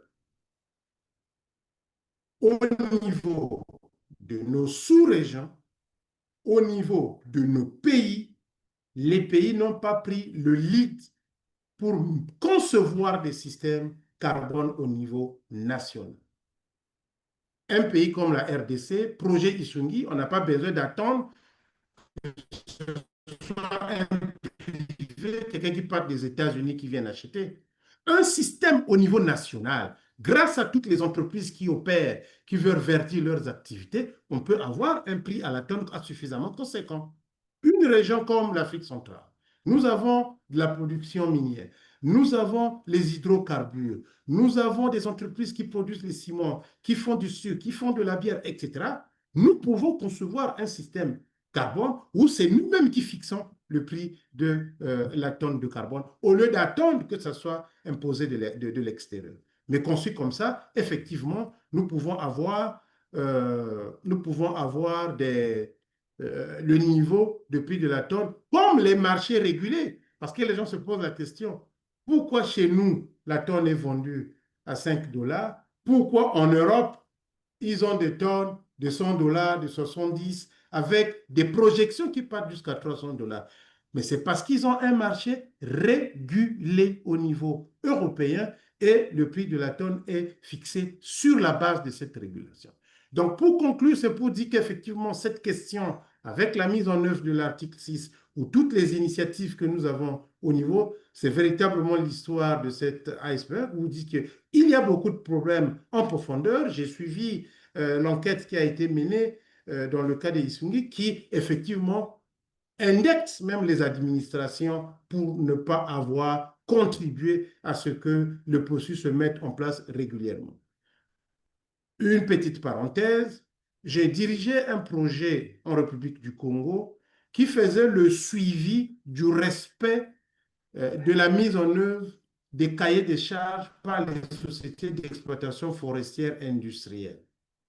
Mais quand vous arrivez dans une localité, vous appelez l'autorité locale, vous appelez le secteur privé, l'opérateur, vous prenez le cahier des charges, vous dites aux fonctionnaires des eaux et forêts, présentez-nous les cahiers des charges, mais comment on appelle, le secteur privé dit, il est prévu 2 000 $ pour ce centre de santé, chaque année je donne 2 000 $. À qui? À un tel. Et pendant qu'on parle, un tel sort de la salle. Donc, vous voyez qu'il y a effectivement cette histoire des capacités qui se présentent. J'ai travaillé pour le WWF. J'ai accompagné, parce qu'en République du Congo, lorsque un concessionnaire sort 1 m³ de bois, 1000 francs CFA, donc environ 2 $, reviennent aux communautés. Et lorsque je suis allé dans une concession, c'est de la concession IFO, d'Anzer, de l'autre côté de la République du Congo, j'ai trouvé un fonds garni d'argent qui était là destiné aux communautés, mais les moyens de lever et utiliser cet argent n'étaient pas en place. Et la société disait, moi je ne sais pas ce qu'il faut faire, c'est de l'argent qui revient aux communautés. Les élus locaux disaient qu'ils ne savent pas ce qu'il fallait faire. Et à l'époque, je me souviens, j'ai dû recruter des ONG au niveau local, les former, et c'est eux qui initiaient des projets qui levaient ces fonds au profit des communautés. Donc voilà un peu comment je voulais introduire cette discussion à travers ces exemples vécus et qui pourront effectivement éclairer nos participants. Merci beaucoup. Over to you. Thank you so much, Mr. Itsuwa. This is so, we gain a lot of knowledge, and actually, personally, I follow up a lot of things around environments in the Africa continent, but I didn't know this kind of difference because we actually needed you to highlight how this mechanism has started and now how it's being influenced by, let's say, organization or some groups that want to have financial benefits from it, not considering the benefits of the communities. So we are now going to present our fourth and last panelist, please help me to welcome Madame Wanjiru Kiarie. She is the NGO leader and CEO of the P2 Palace Initiative. And she is a Kenyan nonprofit pioneering community-anchored solutions for Africa's just transitions. She supports countries to localize climate and carbon policy while equipping SMEs and rural youth to access finance, green skills, and circular economy opportunities. She is an executive MBA graduate of a Million Business School and incoming Yale FDCE candidate. She is also committed to democratizing sustainability and ensuring African communities are not excluded from carbon finance futures. Madame Wanjiru's flagship program includes Sustain SME, which has enabled mid-sized firms to embed ACG practices and unlock climate finance and climate futurepreneurs, which helps rural youth translate climate ambition into viable enterprises. So please, Madame Wanjiru, the floor is yours. Thank you so much. Okay, thank you so much. Afi, if you could just put up my slides so that I can start. But in the time being, I would like to, just a second. In the time being, I would like to just bonjour à tous and bonjour and hello to everyone. Thank you so much to the Pulitzer Center for convening this space. I'm speaking from Nairobi, Kenya today, and my experience of my talk today will be about how carbon markets are not an abstract thing, but it is a daily life for communities and REDD+ projects for communities whose forests, lands, and futures are being bargained away in deals they rarely understand, let alone get to benefit from. Yes, that is it. Fantastic. I think maybe, yeah. Okay, great. Thank you. Or if you could put it in full view, then that will be good. If not, that's fine. You can go to the next slide. So we've discussed it so much today. Africa holds about 30% of the world's carbon sequestration potential. But when our credits hit the market, they're fetching $3, $5 a ton. And other credits or in international markets, other credits are fetching what?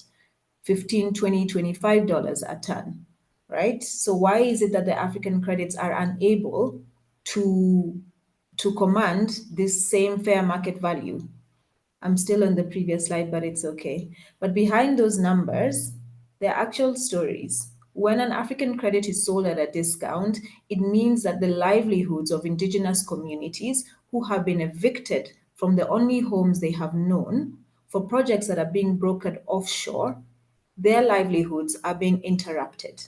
In Masai, in Tanzania, and also in Masai Mara in Kenya, we see the Masai community in Narok in Kenya are losing ancestral grazing rights. In Laikipia, that's here in Kenya, herders, again, grazing communities, they lost their grazing rights. They were banned for deals for carbon credits and conservation projects, which where there was no free prior informed consent, and where even the credits were being sold at a discount. Ultimately, the forests are being commodified and communities are being displaced. And we initially, when communities did agree to some of these things, they were under the impression that they were going to capture wealth, but this wealth, it just never came. Everything flowed away, their rights and their wealth. Next slide, please. So what we are seeing today is the cost of exclusion. And this exclusion is not an accident.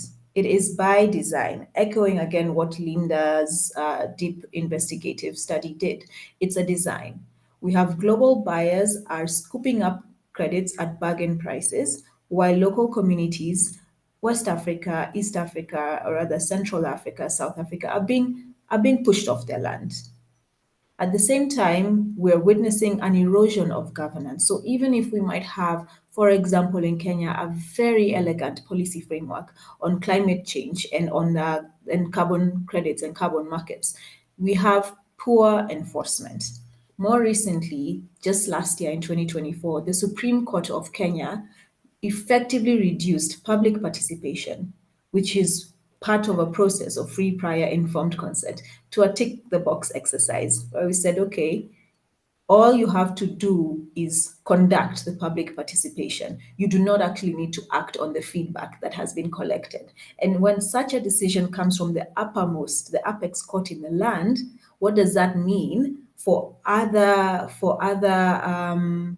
issues such as in carbon credits or even polluting companies that might be getting away without proper community engagement to avoid accountability?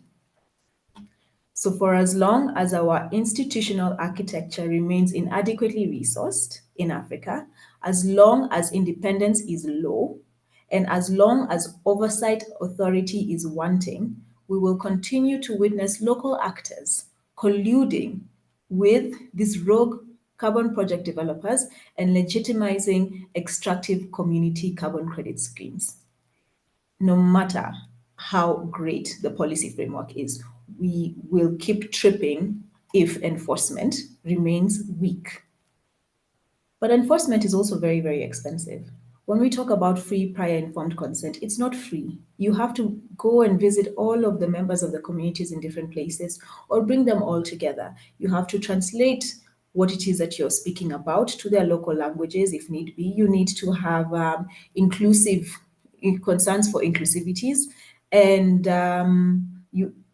before you even inform them, you have to start by educating them on carbon credits. This webinar is 2 hours long, and it's not that the concepts which have been spoken have been explained in a very simple way. At the end of the day, is it something that is possible to run very easily in communities as we talk about the free, prior, informed consent? No, it's not. And so who is going to pay for it? If we're talking about, or we're really pushing that at the very, very beginning, we need the community engagement to happen and properly and to the right degree. Might the cost be so high as to chase away the carbon project developers? That's a question which you might consider.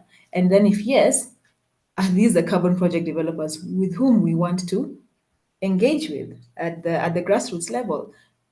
Maybe not, right? But if we don't do it, we witness things like 400,000 hectares being lost to green colonialism. That's just over in Tanzania, neighboring country to Kenya. Or this is not necessarily a carbon project, but it just exemplifies what happens when local authorities are in cahoots with the polluting, with private companies who are polluting the environment. I'm talking about the Kafue River spill in Zambia. Estimated environmental damage of $400+ million. Community members received a cumulative $100,000 compensation. And for some of them, when they went to pick up their claims, they were forced to sign away any future rights to claims. But because of being illiterate, they were signing it away with fingerprints. Under such circumstances, who really then is to blame? Is it the foreign company? Is it the national governments? I had the question raised today, are governments complicit? Is it the local community leaders? Who then is to blame? But the precedent has been set. And what we're seeing is a pipeline of exclusion. A global buyer comes in, the local community is evicted, and then policy stalls. In Kenya, for example, we are engaging with county governments. Over here, we're seeing that county governments would love to have bylaws that give them the mandate to enforce community revenue sharing.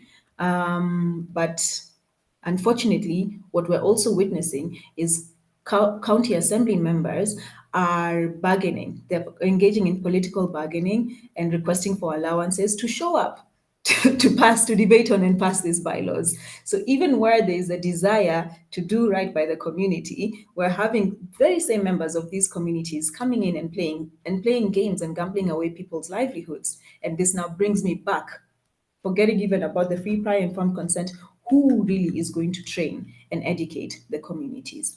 Next slide, please. So from our perspective, what we're talking about as a just transition is the PPPP alternative. We've got the people, private, and public partnerships. Here, we're flipping the script, right? We are, just a second, sorry guys.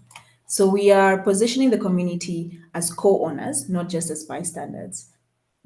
And we've seen that today, what happens when they're empowered to regenerate the forests, and also farm their subsistence farming within the same forest, which are generating the credits. So we're also asking the local governments to take on a stronger role. Private partners bring in the capital and technical expertise, and the people, the community, actually anchor the decision making with a stronger oversight body or capacity that can intervene very quickly on the ground in case something goes wrong, and which can also offer a further layer of that consent and that statement of non-objections for any projects being developed. But for this to work, we do need the devolved governments to be empowered to enforce compliance in these schemes. We need grievance mechanisms to be transparent. We need annual open and transparent reporting of grievances which have been raised. We need them communicated in language and media that communities actually use, and not tucked away in PDFs in English or in elite workshops in rooms and in hotels that most people cannot access. We have seen dialogue or what do you call it? Suggestion boxes sit in the room of HR or sit in the line of sight of people who are on the project developer side. How inclusive or how fair do you expect such a project to be if the very members of the community know and fear that they'll be targeted for raising an issue? So we need grievance mechanisms that match really social value international standards. And what is the international standards? The ISO standards, the GRI standards of what grievance mechanisms must look like. They need to have privacy and anonymity, and we need to be watching very closely how many grievances have been raised, how long did it take to raise them, and how quickly were they closed off on, and what is the degree of satisfaction of those who are affected. Above all, and I keep reiterating this, communities must be sufficiently educated before any signatures are taken. We cannot keep stakeholder engagement as a tick the box anymore. It is too costly, and it means we're selling away 10, 20, 30 years, 3 decades very easily of our future right to develop as communities, as a nation, if we sell stakeholder engagement as a tick the box, as free, prior, informed consent as a tick the box exercise. Next slide, please. So what we have started to do is a case, I would call it a case study on, my apologies, on a county regenerative innovation hubs. So in Nyandarua County, we're at the moment co-designing with the county government a sequencing of the projects that they would like to be developed, be it in forest regeneration, on monetization, climate smart agriculture, and even circularity, not just limiting the projects, of course, to red, as much as that's what this is about. But the clear intent is monetizing assets for communities, not for outsiders. In Taita Taveta, we've started with what is the most urgent priority, and that was the piloting of the plastics recycling as an entry point. But in the process, also laying the groundwork for regenerative agriculture, including for red-related projects, and clean energy. All of this is feeding into a shared infrastructure for community carbon credit schemes.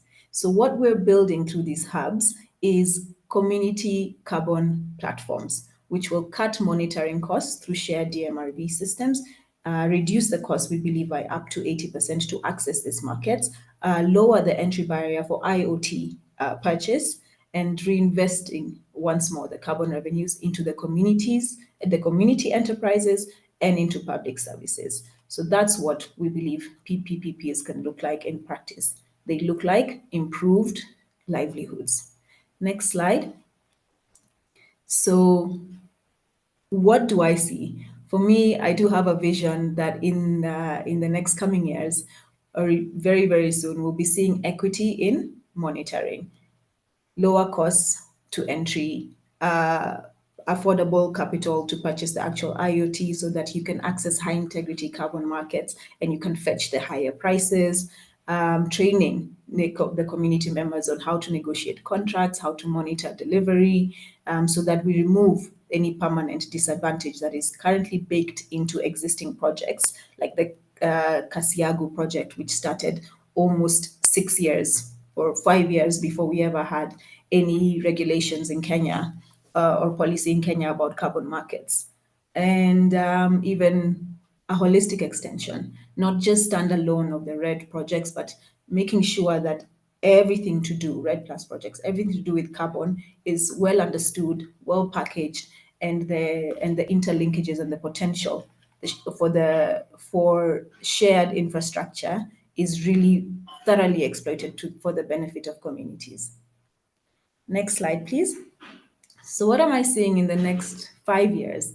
I'm really hoping that out of COP30, we're going to see that standards have been enshrined that guarantee community benefit sharing, at least more so, especially more so from the African perspective. I want to see leverage blended finance to fund these community monitoring hubs because they are a key part. They're a key part to lowering the barrier to entry and promoting inclusivity and the flows of climate finance down to the grassroots level. And I would like to see, not just in Kenya, but in other places, the institutionalization of the PPPP methodology. Carbon, it's not charity. Carbon is recognition that Africa's forest stewards must share in the value that they have protected for generations. When we kick out the Ogiek community from a forest that they have protected for generations, we're also losing the knowledge on how to keep protecting that very same forest with which the community was one. And in closing, you only leave with one takeaway from this talk today. I would like to say that when carbon markets exclude, it is the communities that lose. So we have to build a way by us, for us, together, a way that is rooted in justice for communities, in dignity for these residents, and in the sovereignty of African nations. Thank you very much. That's it.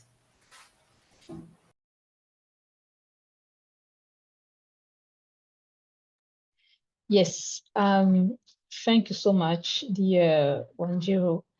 It's also great to see that we have initiatives that are ongoing and that other community everywhere in Africa can actually have access to this great inspiration. So now let's go to our Q&A sessions. And first of all, I would like to apologize because we are ahead of time. This webinar was supposed to be 2 hours, and now we only have 15 minutes for questions from participants. And let's say that we received around 30 questions only for this session.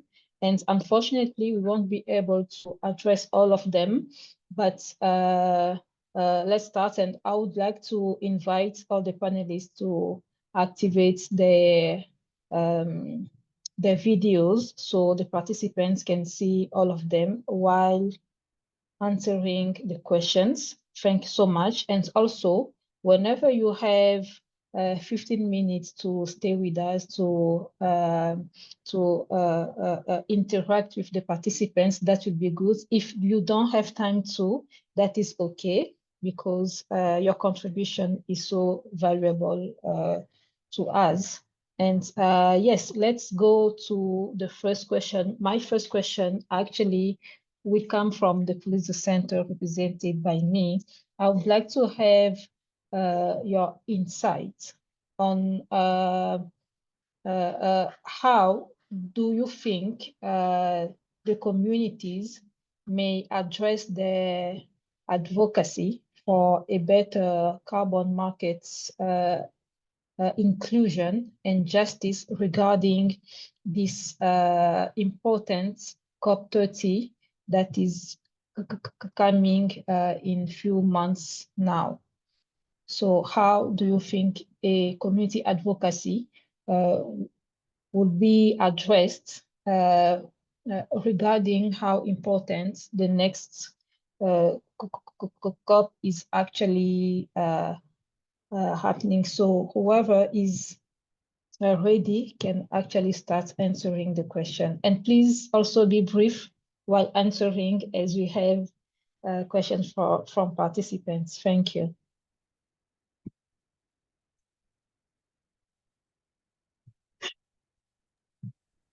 So, Afia, I will start. And thank you, Wanju, for the presentation, and also Javier for the presentation.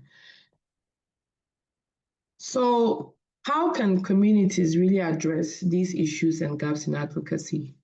And I go back to points that I believe Wanju made on capacity building, and I also made on the fact that this carbon conversation has come to stay, and every interested stakeholder must get involved and seek the avenues for capacity building. Because without building the right capacity and enhancing ourselves, we cannot go to the table and join those meaningful conversations with our inputs. And so there is a lot of capacity that we must build for ourselves. Now, I believe that communities must speak. It shouldn't take Linda to go into that community to do this work piece before the community speak. Communities should be able to speak. There are so many avenues where they can speak. They can write letters. The UN bodies have feedback and grievance redress mechanism channels. You can write through them. Every standard setter also has feedback and grievance redress mechanism channels. People should learn about what these standards are. It is true we cannot all know about it, and even this landscape is always changing. There are so many things that come up by day, it's always evolving. But know the simple avenues. If you have a complaint, where do you go? If you believe that advocacy, if you believe you've not been consulted, what is the channel? And every standard in this space, whether it is Vera, Trees, they all have their channels for grievance redress. And so we should learn to use those channels and use those channels to build capacity. Again, all the UN bodies have offices in our countries, and they also have channels for conversation. They are open to such. And I believe we should also use those channels to speak to them, to address issues of human rights infringements, because they exist for such conversations, and also reach out to them to build capacity.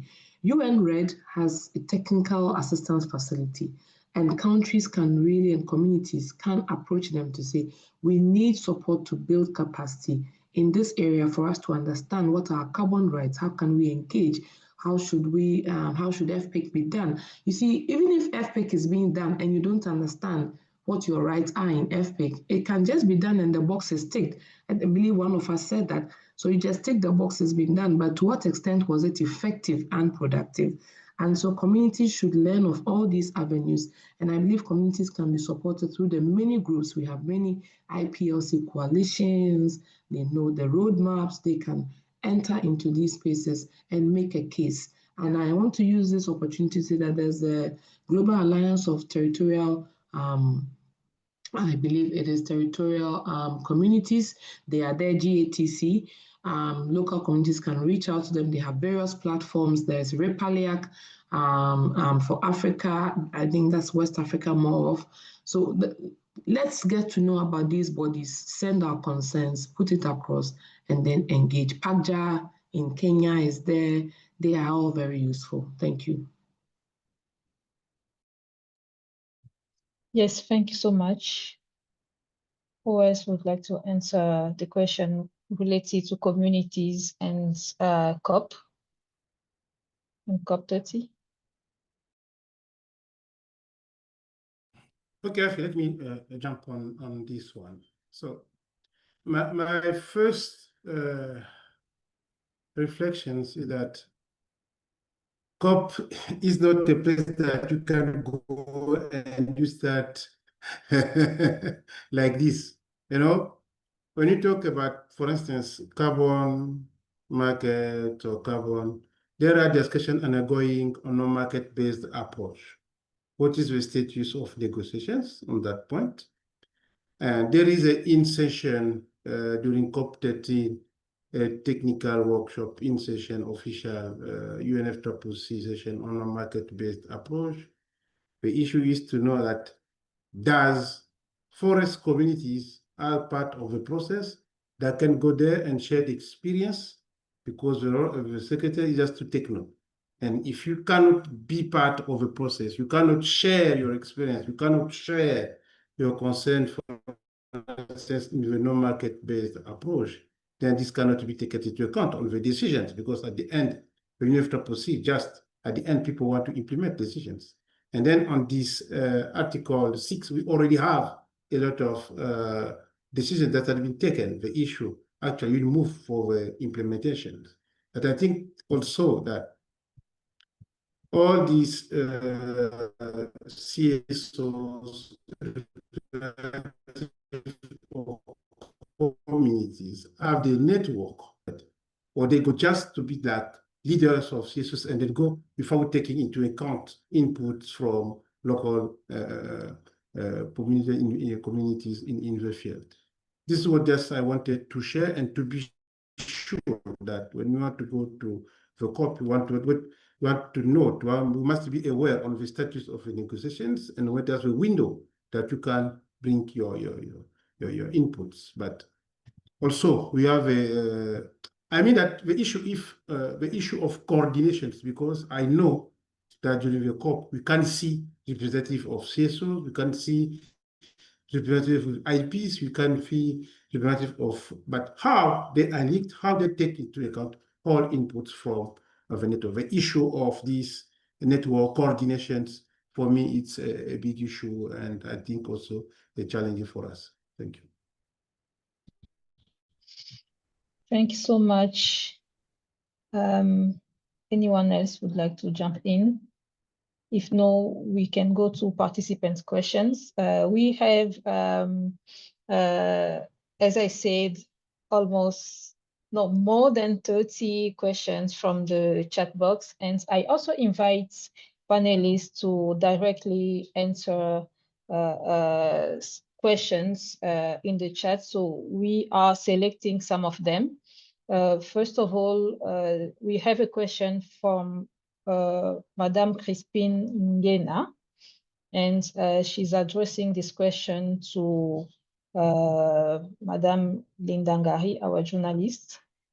She would like to know what could be the difference between a carbon project and a mining project regarding the respect of community rights. And she's actually addressing this question in the angle of land issues that you also addressed in your reporting. And also another question is for Madame Linda as well. This is the second question for her from Ojodale Favor Onoja. She would like to know if there is a way to retrieve the unfair treatment that was done to the communities, and what is the way forward to avoid such happening again. And we have a question for Madame Roselyne Fossois from Mr. Benjamin Kasonga. The question is, what are the possibilities and mechanisms in place to prosecute individuals or organizations that steal from communities using carbon credits?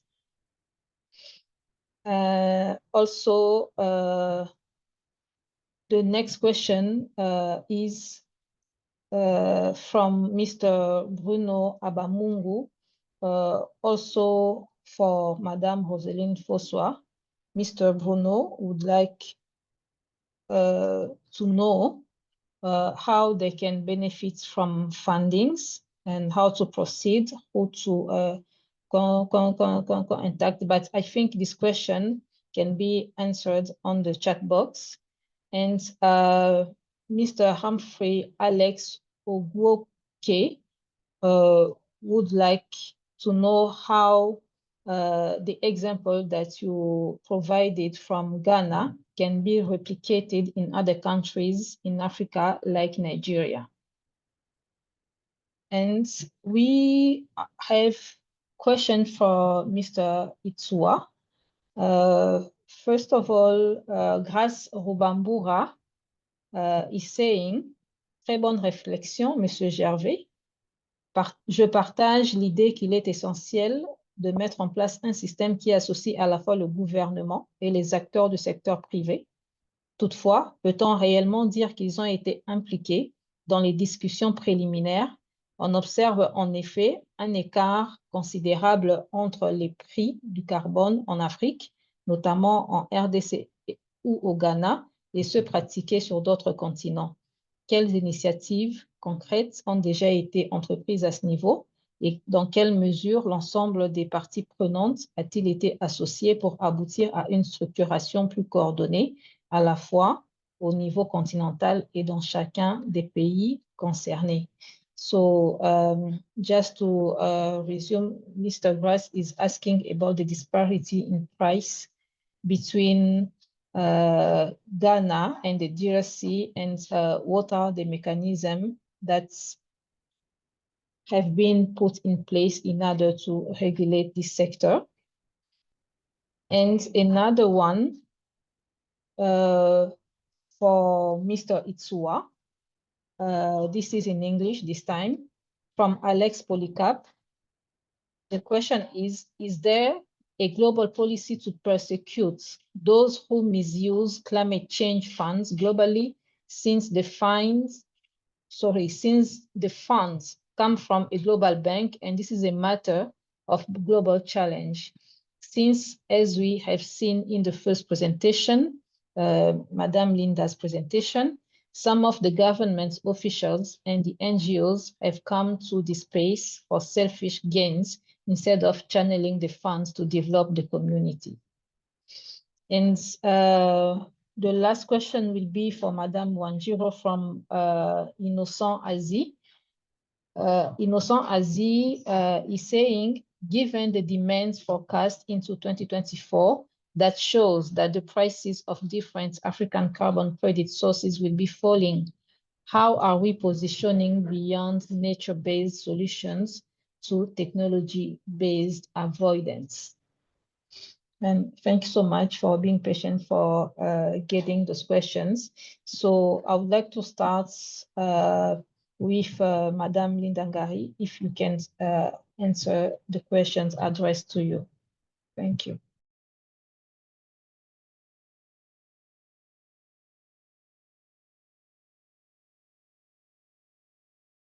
Oh, it looks like you're on mute, Linda. Hi, sorry. Hope you can hear me now. I'll start with the question about retrieving community mistreatment and reparations for the community. So I guess what was just like a side note on part of my slides was that the Ngari Red Plus project has been terminated. It was stopped by the government. And I think that's one of the things that government officials are catching up to. After they introduced the laws, they also reviewed all conservation concessions, and they produced a report in January 2024 where they cancelled about 8 projects, and Ngari Red Plus was among them, for failing to follow procedure and for failing to properly document exactly what they're doing or compensate the community.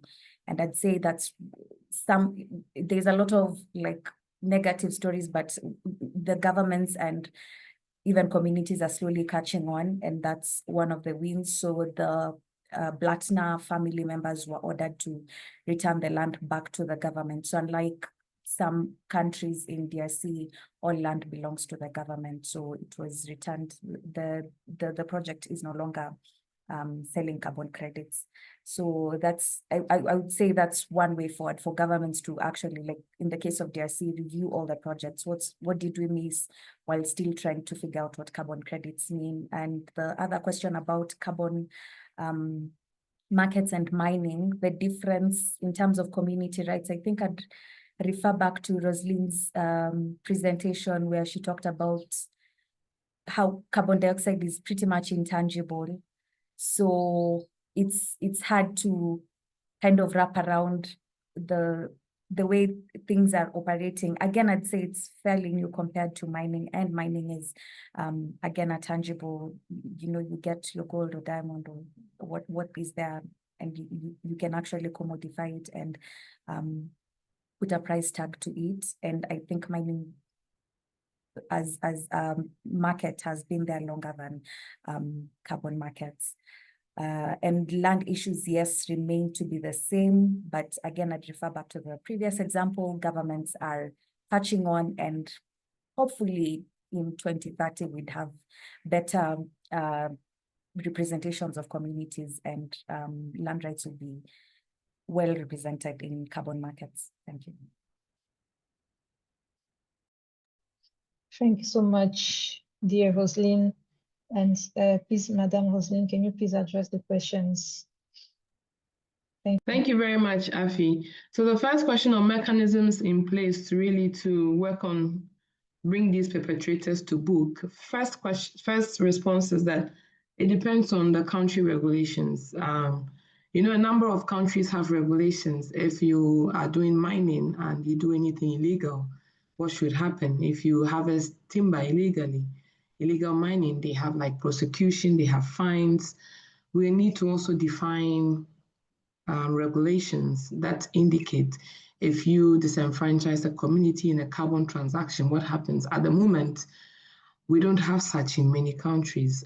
Countries that have even defined their forest carbon policy, they're just looking at price, the MRV, the safeguards, but we need to get into the punitive measures. If we must go to the courts, if we must retrieve monies back for communities, this must be well spelled out in country level regulations, policies, and laws. Just as we treat all the tangible communities within the forest landscape, we must also define the same for carbon. The other next level will be with a standard setter. And I believe that in all this conversation, a group that we haven't really mentioned are the validators and verifiers, the auditing bodies. Because for every issuance, it comes to an auditing body. What did the auditing body check to even issue if communities have not been engaged and if benefit sharing is not transparent? These are clear metrics that the auditor must speak to communities and to certify that, yes, indeed, these communities are engaged, they've agreed to benefit sharing, there are fund flow mechanisms for them to receive the funds. So if you have issuance where the auditor has actually validated and verified, and the project is not speaking to the needs of the communities, that there's a problem there. And I believe that in these conversations, we need to bring verifiers and validators into them, the auditing bodies. There are very few in the world. You do your project or program, they just come, couple of months, they do a certification. Sometimes they don't even understand the country context. But then once they verify and the standard setter issues, that's it, you're on the market. And so that is one of the strongest links, which has become a weak link, if you ask me. And we must address that linkage for us to have issuances that are safeguards proven to be right and correct and feeding back into communities. The other question on how countries can learn from Ghana's case. I believe that as Africa, we must foster a lot of South-South exchanges. Ghana has had about 9 or 10 countries come to learn from our case. I believe that the South-South exchanges should move from just having a week in a country. This has come to about 17 years. It's not just being here in a week. We can't even become consultants for ourselves because most of us just bring in foreign consultants who don't understand the landscape. Can we say that a country that has done so well goes to another space, provides the services, in-house learning, stays there, we are able to support each other and we build very good models than just relying on external. Sometimes consultants are even sitting remotely and trying to direct what goes on in our land, and that's not going to help us. So I don't know what, for example, a center like the Pulitzer Center can do, or beyond this webinar, beyond the findings of Linda, what is the way forward? Can we use this to drive a concerted effort of TA that does integrated learning and promotes us to learn from each other and build stronger RED+ programs? And the last one on, I believe it's really about price. I thought that, for example, we have the Africa Carbon Market Initiative. We should get to a place where we are able to set price at a range. And as Africa, we all say, we are not going to sell our credits if you don't give us this kind of price range, because that is what happens in Europe and other places. We just had Africa Climate Summit where carbon markets were mentioned a lot. If we don't form a strong force and coalition to define what price, what standards are going to be respected in our landscape, we are still going to have the top-down approaches and very much going to respond to carbon markets in this particular format. Thank you very much for having me in this conversation. Thanks so much, Madam Roselyne Fosso as well. We are so honored to have you in this conversation as well. Now I'd like to pass to Madam Wanjiru, if you can answer the question for you.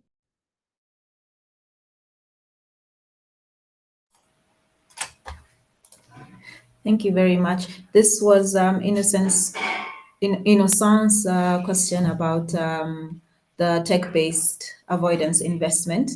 I would just like to start by saying, actually, while prices are projected to fall, the markets have been quite volatile. Let's start there. The prices of carbon credits are quite volatile. So there's what we know now, and then in 1 to 2 years, 3 years, we'll have to live with what we have seen then. Tech avoidance is very expensive. A country like Kenya is in a tech-based avoidance, is in a very enviable position where we have a lot of natural assets that could be leveraged for this. Still, for example, if we look at DAC technology, direct air capture, you are going to sink in tens of millions before you can actually start to generate revenues. And then who has that money? As a country, if we look at the socioeconomic situations and the debt burden of many bonds and high debts that were taken 10 years ago that are falling due at this point in time, and we're under pressure to even surrender our natural resources, our natural assets at a national scale in exchange for debt forgiveness, where then are we going to find, if it's the governments that is investing in these projects, if it's at the individual levels, again, who? We see some of these projects, unfortunately, they're not so much being driven by local owners. And we need to then advocate even more strongly for lower barriers to access climate capital, so that those who are closest to the ground are empowered economically to introduce the solutions that they know they need. Just reiterating again what Dr. Roselyne has said, we actually do have some capacity, we have some know-how. What we're lacking is the financial war chest to bring it to life, and that leaves us at the hands of people who are far removed from the solution, from the day-to-day life of that solution. And that means we are again having solutions imposed upon us that are not necessarily reflecting where the shoe pinches the wearer. Thank you. Thank you so much, dear Wanjiru. And now let's go to Mr. Gervais Itsua. Okay, thank you very much for those questions. I think there are two of them. The first one is related to this institutional arrangement from international level, continental level, regional, and national. The first thing, I think that at international level, things are clear because there are decisions, there are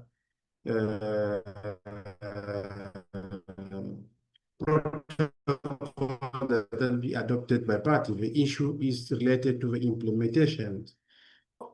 As African, we have our countries and we have our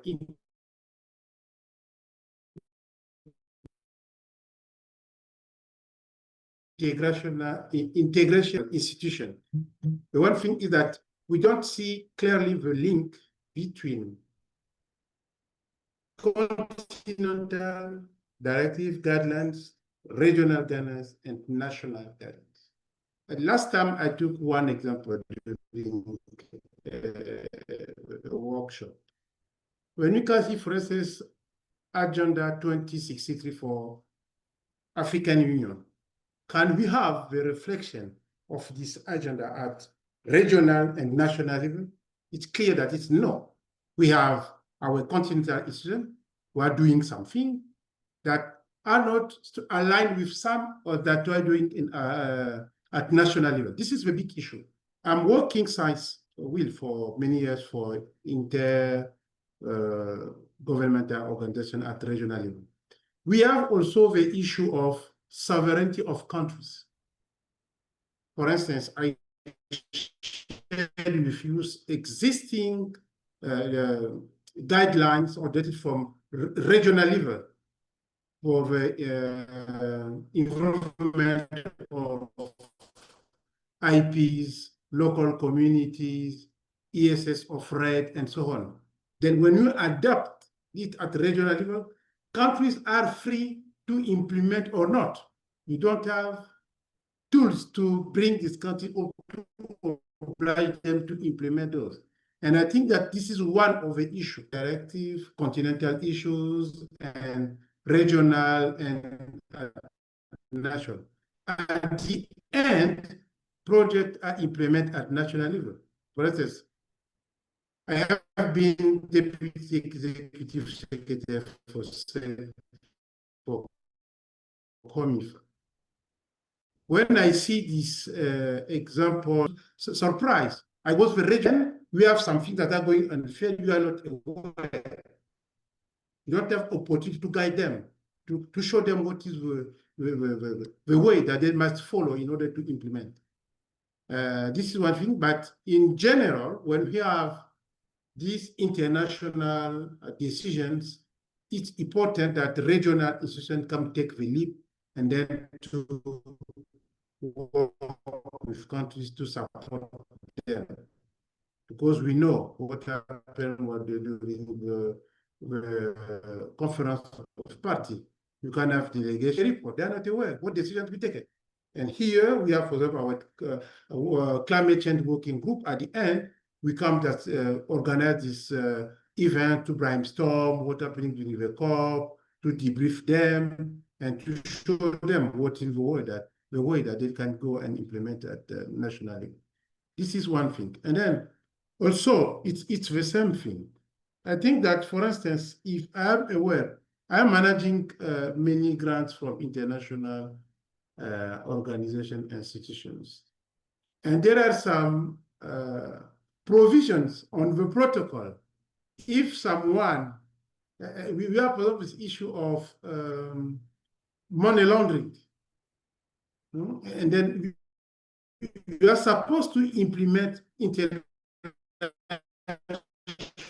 directives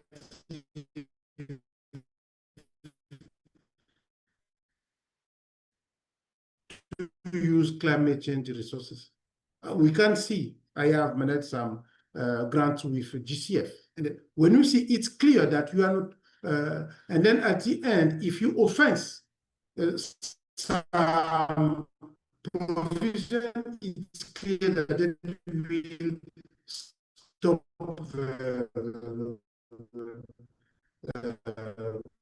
the project. They will not continue bringing money to you because you are not. I heard we prepared one project for Central Africa with GCF. I remember GCF.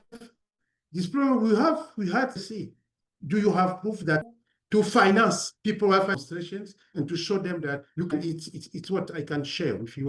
Provisions in the protocol for as opposed to implement what has been decided when you sign your contract. Okay, thank you very much, madam. Thank you so much, Mr. Gervais Itsua. And unfortunately, I am obliged to close this webinar. we don't have time. We still have a lot of questions on the queue, but fortunately, please go to the Q&A section. You can have the answers on your questions as well. And also, the link to this webinar will be sent to you. So whenever you can find your answer now, we can still, you still have the opportunity to read them. And to close this webinar, I would like just to highlight the fact that this webinar taught us that the carbon market is a challenge for communities in Africa, as demonstrated by the presentation from our investigative journalist, Madame Linda. And also, there is a need to build the capacity of the communities to make their voices heard and in the fight for justice in these markets.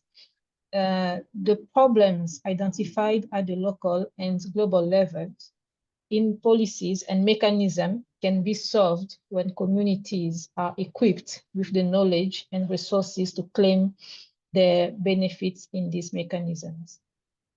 We saw that journalism has shown as the flaws, but community initiatives have shown as viable alternatives.